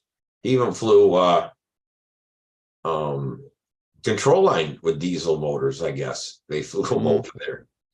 But yeah, everything was, in England diesel because they can't get nitro or anything. Right. The diesel I flew in Romania was an MK17, which is a Russian motor, and we used them on RC gliders. So those motors. Okay. Yeah. And was that a high performance wind up kind of engine, or is it more of a sport kind of engine? Must have been more of a sport engine. I know that they made a lot. There's a lot of team race engines and stuff like that. Team race diesels and stuff. But the no, engine. this is a 1.5 cc engine, and was mainly used on gliders. They have like a kids class, glider class, where they flew an RC glider. Mostly it's an RES, rudder and elevator. And you would run this motor, they give you like a 1 cc worth of fuel and try to get it high up there and just fly as long as you can. So those kind of like for kids primarily. That's the only diesel that I run, and I also run a Raduga, which was a 040, a 40 size motor. Was a Russian made motor, and my buddy has one of those. Yeah, that's what we use in our U-control planes and some RC planes, depending on which Raduga you got. There were some with the control line carburetor, and some that they had a RC carburetor. Yeah, I think he has a very poorly 47. built. Go ahead. I think he has a 47. Does that make sense to you? 42. 42. Okay. It's a 7cc. Yeah. Okay. A 7 cubic centimeter motor. Okay. Yeah, which is a 42 size or a 40. I think it's 40 in here in the States. Terrible motors. Okay. But I Hard heard to start. They would not run right at all. Just bad motors. Yeah. What's the name of that again? Rabuga or Raduga. Raduga. Okay, I'm gonna check and see when I see him later in the week. I'll see if that's what it is. Raduga. Okay. Yeah, that buddy of mine Pretty from sure. England, he likes he has all kinds of diesels. That's all he goes. He goes to swap meets and tries to find diesel motors from way back when. But there's a guy in England that makes like a bar stock, 4-stroke, pretty good size. And he had a cut, and he knew the guy was from the same town he lived in England. But the guy made him a handmade diesel, the only one in existence. But he's got it. He runs it all the time. You go over his house and got all these diesels sitting around. So he said, so he can smell the diesel fuel. He has a smell of it.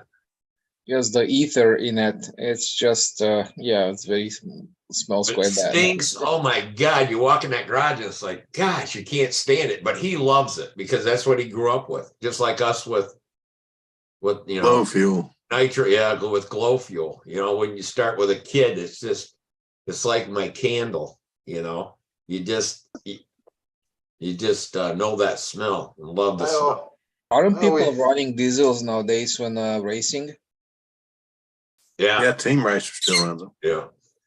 What you do is you set them down and then you run away from it. That's the real contest. You race away from the diesel as fast as you can. Yeah. I used to say diesels are for team racers, trucks, and Volkswagens. That's it. That's about it. Yeah. Mike, are you traveling, Brent? You on the road? Oh, I just had to run to AutoZone and get some power steering fluid. So okay, thought you might be going to a contest or something. Oh, I wish. Trying to figure out what that interior is. That must be the Challenger. No, it's a 2004 Toyota. I wish it was a Challenger. Trying to figure out. Be a lot more fun. I was trying to figure out how the sunroof was so darn big. I said that must be a model I haven't seen. Yeah, that's a big sunroof for a Challenger. It's an Avalon. That's a good. I have one of those. My wife does. I took a Can-B 28 and had what was the company that Davis Diesel? Yeah, I had him convert that or make the conversion for that. And I wound up with a Super Tiger rod in it because the rod in a Can-B 28 is kind of junk. Yeah, but that thing ran very well. I put it on a 40 ounce or 42 ounce Fancherized twister, flew it in competition. It was fun. Used a 10.5 prop on it, I believe. And I didn't want to get that stinky oil all over the airplane. So Davis told me that diesel could handle back pressure, that they didn't mind it at all. So I took for the muffler, I connected a piece, and he said the exhaust was cool enough I could do that. I took a piece of tubing, plastic tubing, ran it off the rear of the muffler, wired it up underneath the profile fuselage, and it exited just right in front of the rudder, on the underside. Now that's and an it ran exhaust fine. It hauled that plane around. It was nice and quiet. Yeah, Tell them about your touch and go with your twisted sister. I'll never live that one down. Oh, come on, tell them. That was the first twister sister that I built, and I built it. I was flying at like 800 foot altitude, And so when I brought it, it was heavy. It was not built out of contest wood at all. And I brought it here to Salt Lake and I found out what density altitude was. We had a club meeting. We used to have a club meeting one night a month or once during the summer at a flying site. And so we'd all fly and have our meeting and that. And I'm flying that Twister Sister. And it's, like I say, it's heavy and I'm at 4,700 feet. Whoa. And I come out and I was I doing a square loop? You remember? Came out about 20 feet off the ground. Well, it was high. Yeah, it was high. But that airplane just kept coming down, flat now. Landed on the gear, rolled and took off. And they'll give me a bad time about it. I said, I don't see any of you doing it. Does everyone else see John with like dots all over his screen? No. You told me He looks good. You told me that flew as good as the Pathfinder, John. After Well, that, it did at 800 feet, but it certainly didn't at Salt Lake. I'll try to get back in later. I gotta make a quick run. So, all right, man. But I'll be honest with you, Gordon. I since then I've come to the conclusion that Pathfinder flew a whole lot better. I'm glad you came to that conclusion.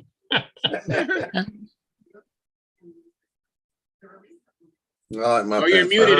Better. You're muted, Denny. I was going to say, I think John came to that conclusion about the Pathfinder when he started earning royalties on it every time somebody mentions it in the chat room. So, cha-ching. Cha-ching. You'll hear when Yeah. say Pathfinder, somebody will go ka-ching. That's it. That's it. Oh, shoot. You know, in the chat, we had Litz RC. He had something about Tuskegee Airmen, then he retracted it. But yeah, we was talking about Tuskegee Airmen. That's nothing wrong with that. Let's RC. But thank you for coming in. Appreciate it. And there's not much chatter going on in the chat box, but we do have currently we're down to 28 viewers. We had as many as it's like 34 earlier. If you everybody's going to sleep. Maybe. Well, in the chat box, if you would just say where you're from, that'd be great to see where people are from. Just put in what town you're in, state, and let me know of the people that are watching. Hey, I'm waiting to the day we get over 40. I think we got to have a party when we do that. We got a shot at it. Yeah, I think we made it today, John. No, not 40 degrees. Yeah. It was over 40 degrees today. No, I mean 40 viewers on the chat. Oh, 40 viewers. Yeah, 40 viewers during the live show. We get like, I mean, after several days, it climbs up to over 300 views. Yeah. But just during the live show, we came, I know we've been in the high 30s. I'm not remember, 34, 35, 37 viewers, but not 40 yet. So that would be a good goal. Mm-hmm. What's the most you've ever had on live, Charles? I mean, as far as inside here? Yeah. Oh, I think 2021. That's pretty awesome. Yeah, that's scary, actually. Mm-hmm. A lot of small pictures trying to figure out who wants to say something. Stuart was just waving or something. Hey, Stuart, you got your mic turned off. Can't hear you, Stuart. Can't hear you. Can't hear you, Stuart. Oh, There I'm you gonna go. head out. I'll see you. See you, Stuart. Take it See you, easy, Stuart. man. Hey, thanks for coming in, Stuart. Bye. Take care, Stuart. Appreciate that. Stuart was the first one in, so. Oh my goodness. Help me from having doing a dog and pony show. Charles. Yeah, trying. Can you I had a good day today. I want to show you something. Okay, let me fix that. All right. You're all set up.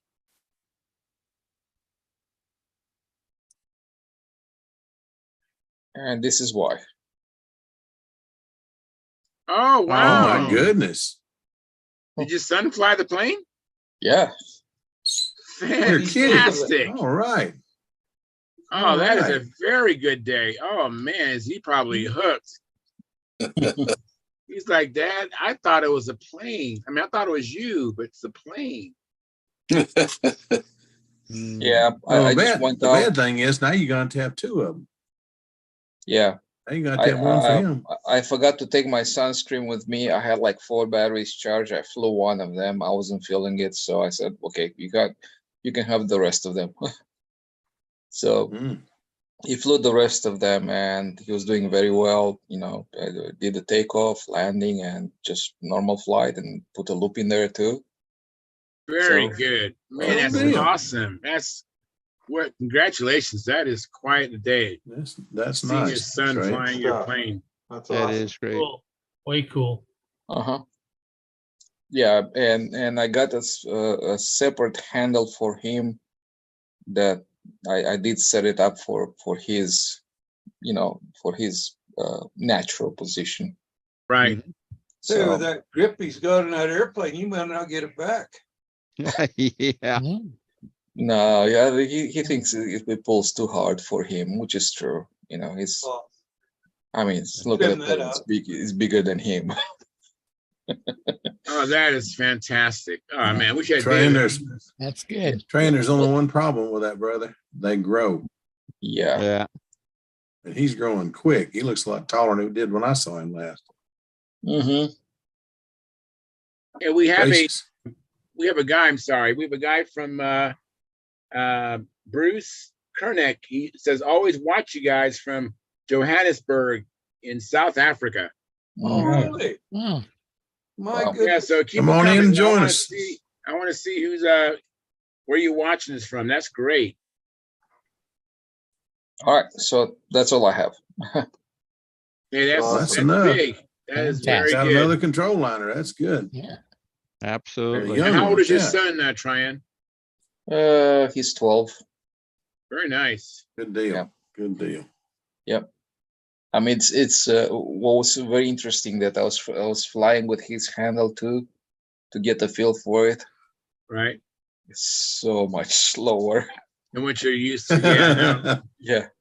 Yeah. Yeah. And it wasn't a strong wind, no, it's just moderate, right? But it's almost like the plane was thriving in those conditions. We just like really love it. So what other planes has your son flown? He flew a Twister before this, and that's it. Very good. Now, did you make an RD? I thought you had an RD plane. Did you make an RD1 or make an RD? Yeah. Yeah, I also have a Prowler, a Vector that's in works, and I never finished the Vector. And what else? It's just a plane from Doug Patterson. It's like a trainer, a foam wing trainer with a 40 size IC engine on it. So those are like the 3 planes that he's gonna be primarily on. Mm-hmm. But every time I've teach a few kids on Revolutions, and it's so easy to fly and so friendly, and well, that's true. It's just easy to learn. Yeah, easy to fly. Yeah. So I had, he was having a hard time learning the loops, and he was kind of getting lost. So the way I teach to fly the loops is just work progressively into a loop, right? So if you feel like when you fly horizontal, that's actually a loop, right? Now, if you take it and tilt this horizontal path a little bit up, right? It's still a loop, right? But it's like a climb, and you come down and on the other side. So what I like to do, I take this loop from horizontal, lift it up a little bit, lift it up a little bit, lift it up a little bit more, a little bit more. Eventually it gets over your head, right? And this is done in normal flight, like you just normally fly, right? But then once it's vertical, once you get the plane over your head, there's no longer a need to turn around to fly like you fly horizontal flights, right? Right, right. So at that point, I just allow it I allow him to bring it up overhead and just allow the plane to come down and just flow through. And I mean, does a very beautiful, smooth loop and stuff like that, no choppy stuff, So very interesting. But that's the one way I learn. I teach people how to do a loop, and that's actually how I learn by myself. Wow, that's very interesting. That's that if you imagine a hula hoop around you, right? Yeah, right. I follow you. That's a great idea. Yeah. Another idea, another way I've teach the wing over, the normal wing over, at least for anybody, right? What I like to do is first get their body position ready for it, right? So they need to learn how to get in the front of the plane and wait for the plane to come around so we can start the maneuver, right? And what I do, like imagine a wing over, in which the first circle is just, you lift it up just a little bit, right? So get your body ready, just pull up a little bit, maybe 5-10 degrees, let it come down on the other side, pull out, right? And the next time around, you get ready, you get like 25 degrees. So you work yourself slowly, to get that pull up and go over your head, and pull out on the other side. So that's how I like to teach that. And if you do that, you are just, it's a lot easier on anybody. I mean, if you try to go vertical, go on the other side, and then you get lost and stuff like that, and you're not ready for the pull out. It's so much easier to just work your way up to it. That's a good idea. We do have some people in our audience who are novice or beginners, and they need to know this stuff. So it's good information. Yeah. Yeah. So basically, I found something round. So in your wing over, just do like your wing over. Your first wing over will be like here, right? Right. You fly a little bit, and then you just pick it up a little bit. Just fly that and pull out, right? And then you pick it up a little bit more. So it just progressively goes from here to there, to there, to there, to there, to there. Eventually come overhead. Yeah. Very good point. I like it. And that teaches you how to, pick your points, the entry and exit. So you have an entry, you go over there, you look at your exit, boom, and you get out, right? So you enter again a little bit more, you look at your exit, hit it, boom. And very good point. Very, very good. Yeah. He's also pretty good.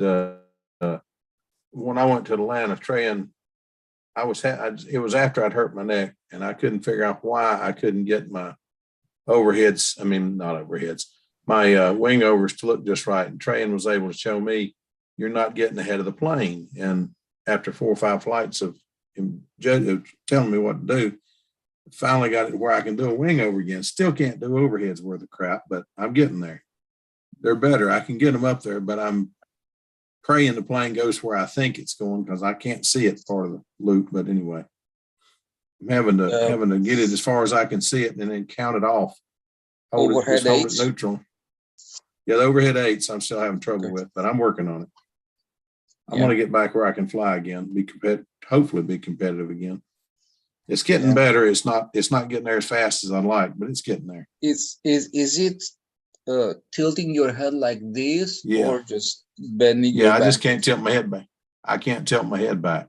So don't tilt your head. I try to lean back. When I try to lean back, I feel like I'm going to fall down. So I'm working on it. It's a combination of the two.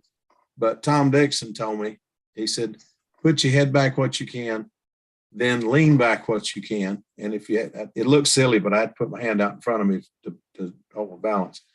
But he said, then just look at one spot and fly the plane out of your peripheral vision. Well, I don't have good enough peripheral vision for that. but I think I figured out what part of that is. So I mean, I'm working I on think everybody has enough. If I look straight up, I can see the level. I it. can Yeah, but see the problem is I can't horizontal. see straight up. I can't go straight up. That's about all I got right now. No, but it's this my peripheral vision. It's pretty much what everybody has. Yeah. Right. Yeah. So It's that's what getting I'm there. talking about. It's And getting there. I just today, got to fly a lot more. overheads, yeah, they're tricky. Yeah. Yeah. Oh. I lose it right there, right back there. That's the hard part. But if you learn, Luke's working with me, and if you bring it up and you get overhead and you can force yourself to keep it neutral for just count of one, just one good count after it disappears, and then pull up on it or down, depending on which way it's going. And then you see it over here. With the electrics, it's much better because you can hear it where it's going, and you can still hear when the people say, pull up, somebody will tell you something, you're about to lose your plane. But I'm serious. I mean, honestly, because the guys all know that I'm having problems with it. I'm really working on, I'll do 2 or 3 sets of overheads, just trying to get overheads right. And then ask them, is that getting a little better? Is it getting a little better? And Tom says, it's getting better, but you still got a ways to go. So, I mean, sometimes it hurts, sometimes it don't, but they do work with me. And I've got one guy that keeps asking me, why do you never fly your fuel airplanes? Because I can't hear when I fly the fuel airplane. And I'm guessing that where the plane is on the overheads, I'm trying to learn. You can feel it once you get used to it, but I've never tried to feel the plane. I've always tried to see it, and it's just different. You just have to do things a little different, and it's not going to score as well as the way I used to fly it, but it's getting there. Right now, I'm flying them out here, and they need to be up here. So, it's just one of those things. Now, it's Phil, kind of embarrassing. Phil, you had surgery, right? You had a No, surgery? I didn't have surgery. I said I was not a candidate for surgery. A, I heal very slowly.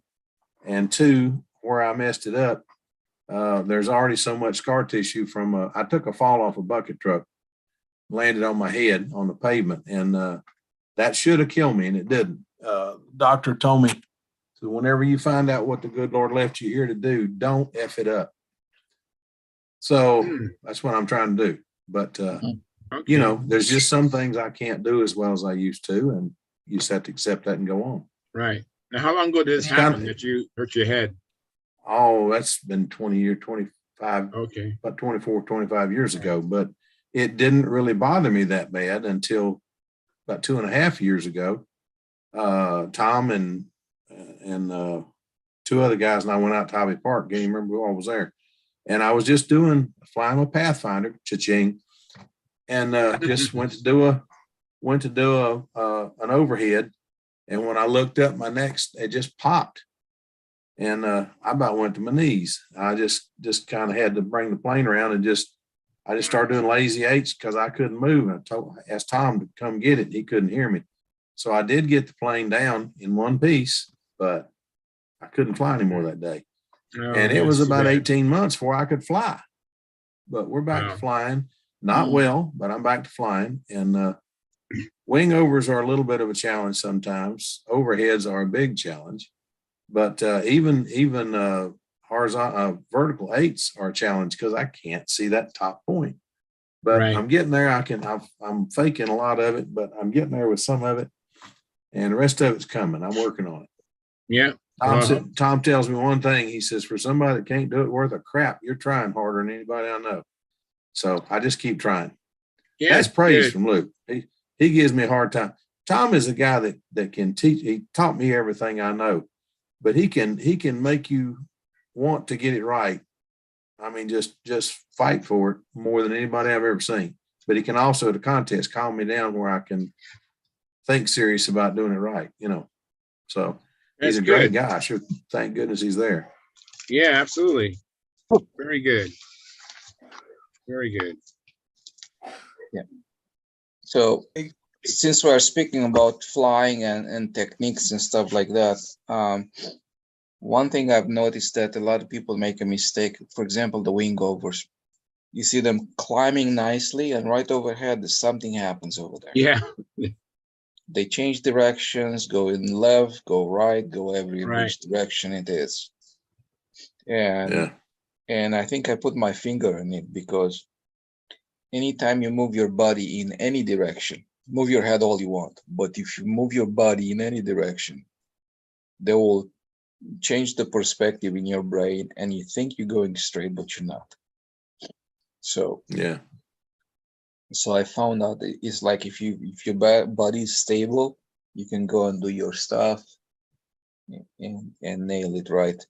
And another thing is, like, if you make a straight line, if this is a straight line and that's a checkpoint, that's where you're going at, right? All right. So the plane is here somewhere, right? But you look at that point, and as it advances, you move the point a little bit forward. If it makes sense. Like, so the plane has like a two points here, and you create a third point. And then you use these two new points, and you create another point. Kind of like navigation, right? Navigate in straight line from these 2 points, and the third point is going to be behind. So once you reach the second point, kind of lead the plane a little bit. So I'm trying to work on that and see if it works for me. And overheads, I see that everybody's butchering the overhead 8. I mean, really butchering it. And primarily it's because they go over there and they do this, their heads everywhere, and the body's changing directions and all of that stuff. So you lose all reference that you might have at that point. So what I found out for myself is, like, I go here, I look over there, just straight on top, and my peripheral vision is more than enough to know where the plane is and finish it. And you also don't put it. A lot of people are just flying in front of them. Tom Dixon told me to watch. He says, watch Derek fly. Derek was the next flyer up, Derek Berry.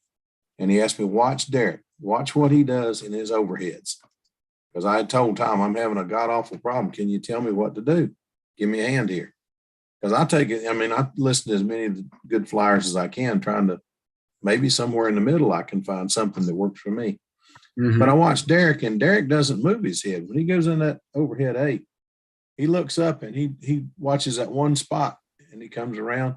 And I thought he was doing it to just have perspective. He said, no, I don't want to get dizzy. So that's very interesting. Yeah, he went up and he looked at one spot and he flew it out of his peripheral vision. But the man's got ungodly peripheral vision because he flies a beautiful overhead 8. And his right, I mean, I walked to the side of him to watch one set of them, and they're dead overhead. He's a heck of a pilot.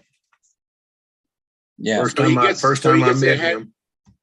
So he gets ahead of the plane and looks straight up overhead, and he brings. Well, no, he follows it up, but once the plane goes up, he looks straight up, and he flies it off his peripheral. But his 8s are as symmetrical and as round and as perfect as anybody I've seen flying overhead 8.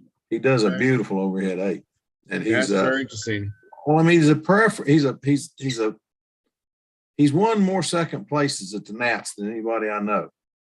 Never to have won the Nats. He's one of the best flyers I've ever seen never to have won the Nats. One of these days, Derek's going to surprise everybody and win that darn Nationals. He's a heck of a flyer. I started out competing against his dad, and his dad was a heck of a flyer, and he took up where his dad left off.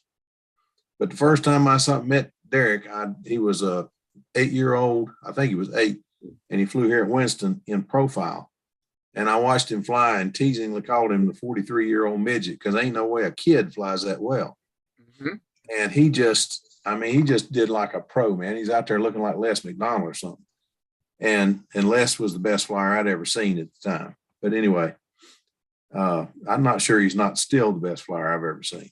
Les was a machine. But anyway, Derek is quite a pilot. He's a heck of a pilot.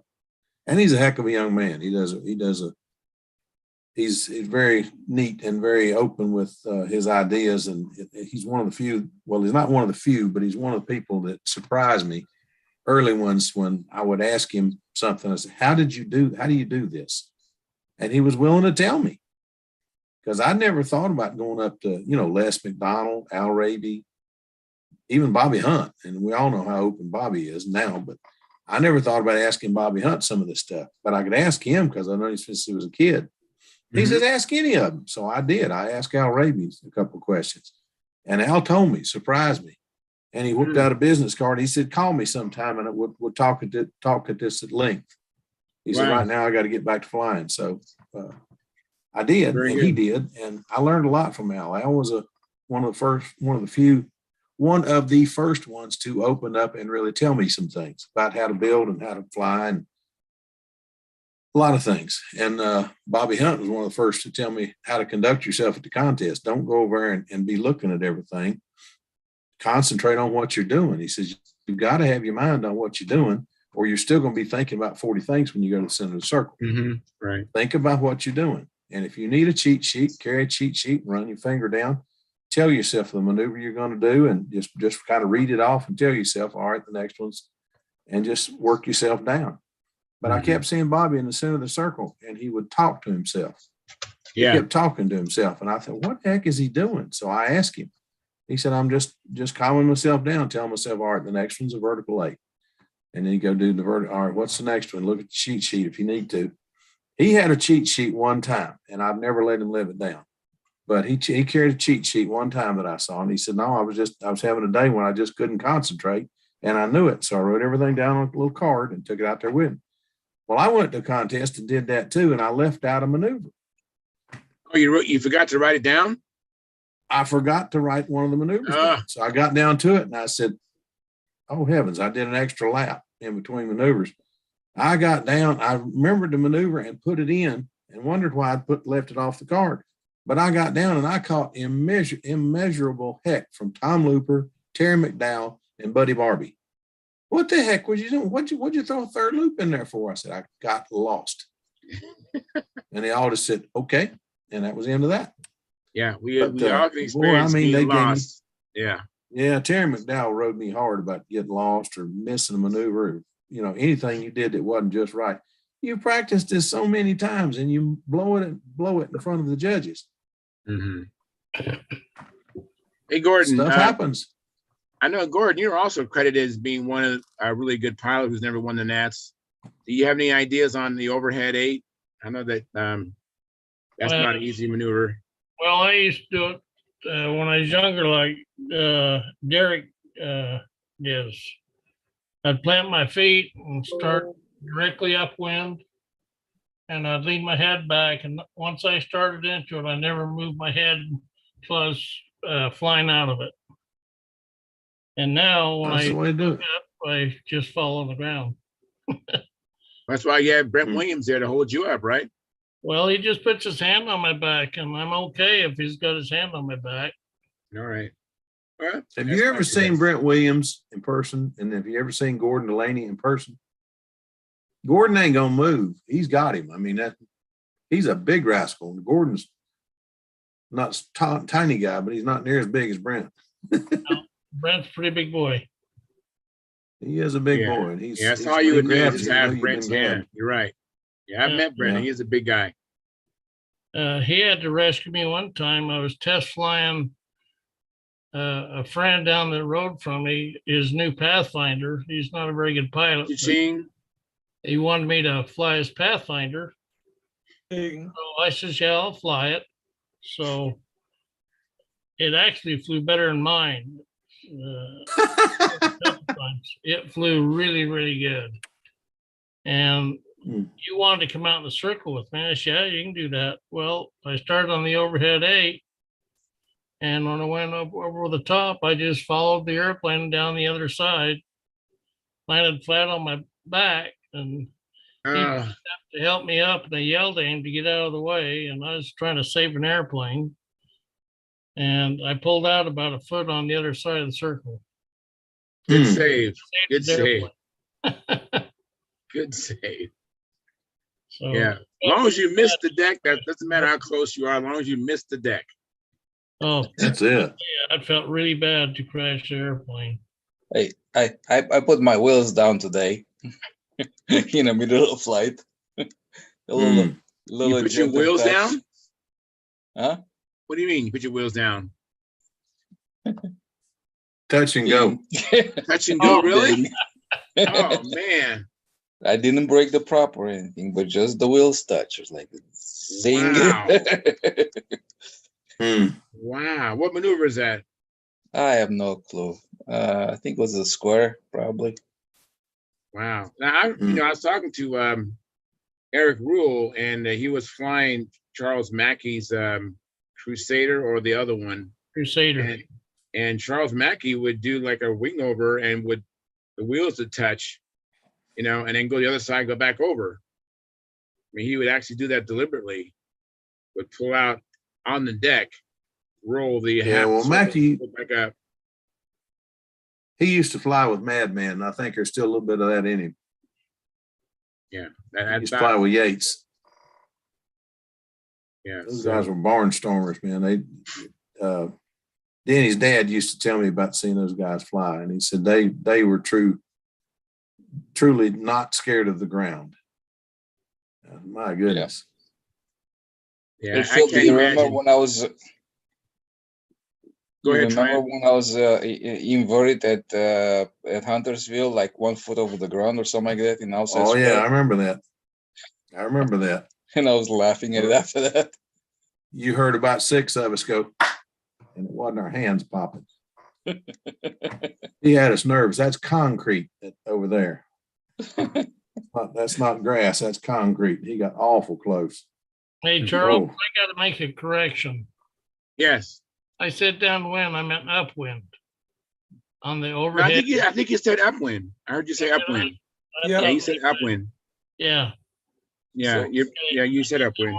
Confuse anybody if I said downwind. No, you said it right. Okay. So Charles, let me show you something here. Make me big. Another thing that people are butchering. All right, and then we're going to end the live stream after this. Okay, it's straight up 9 o'clock out here. Let me make it big. All right. Okay. You guys see this?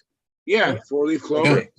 So the 4-leaf clover, if you look at it, like a lot of people like they start here, they go here, they climb up and try to go here, and then it's all kind of they look just funny, right? But if you look here at the center, you actually have a straight line. Right. And you have a straight line here. Correct. And actually what you are flying in here, you're going, whatever you want to do, enter here, you're going through this, right? So that's straight, and you make a transition of a 3/4 of a turn. And you turn stops here. And then you transition on the other side. And it stops here. Right. Go vertical. It's a straight line again. Just a straight climb. You should be like a vertical climb over there. And what I do, my focus is mostly right there. Right. When I fly the clover, I'm looking here. Very good point. Excellent point. Because there's no loops. It's just straight lines with a curve, and another straight line with a curve, another straight line with a curve. You have this, that, okay, right? And if you measure equal segments here,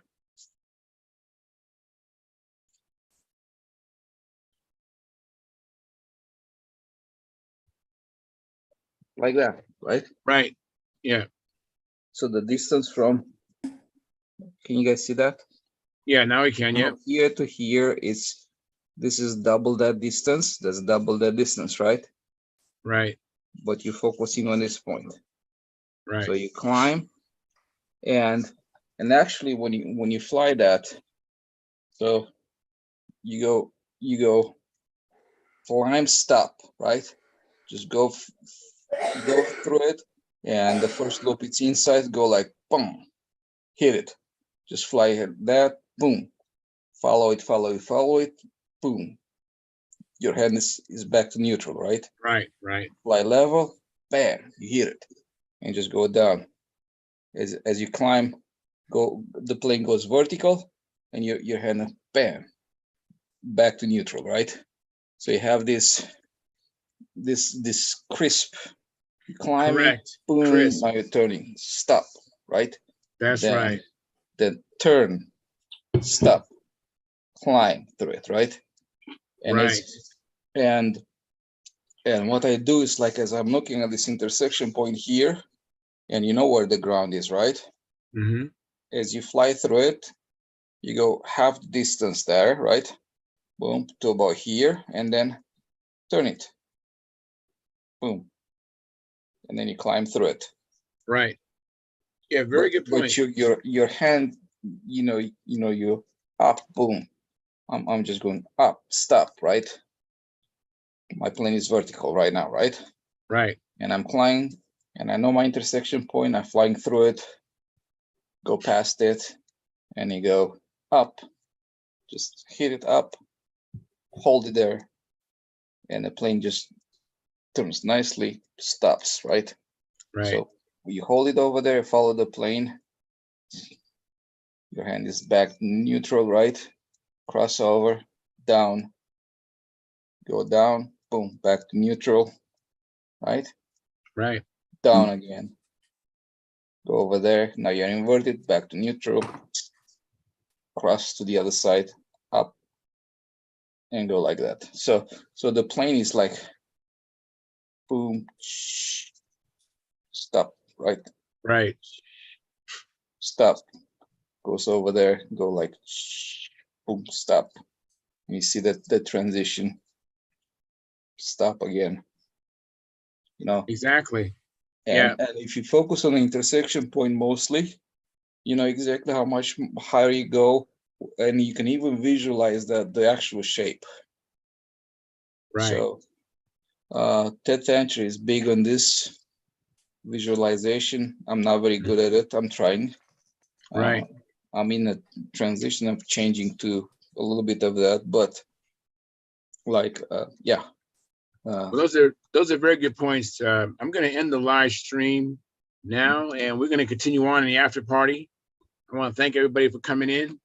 Thank you for the people that came in the chat box, and people that came inside here, and I'm sure we can get lots of replays. So if you actually watch the replay, don't forget to hit the like. Consider joining the YouTube channel, and hope you have a chance to do some flying or work in your shop this weekend, and come back Monday and tell us all about it. So until then, fair winds, tight lines. See ya.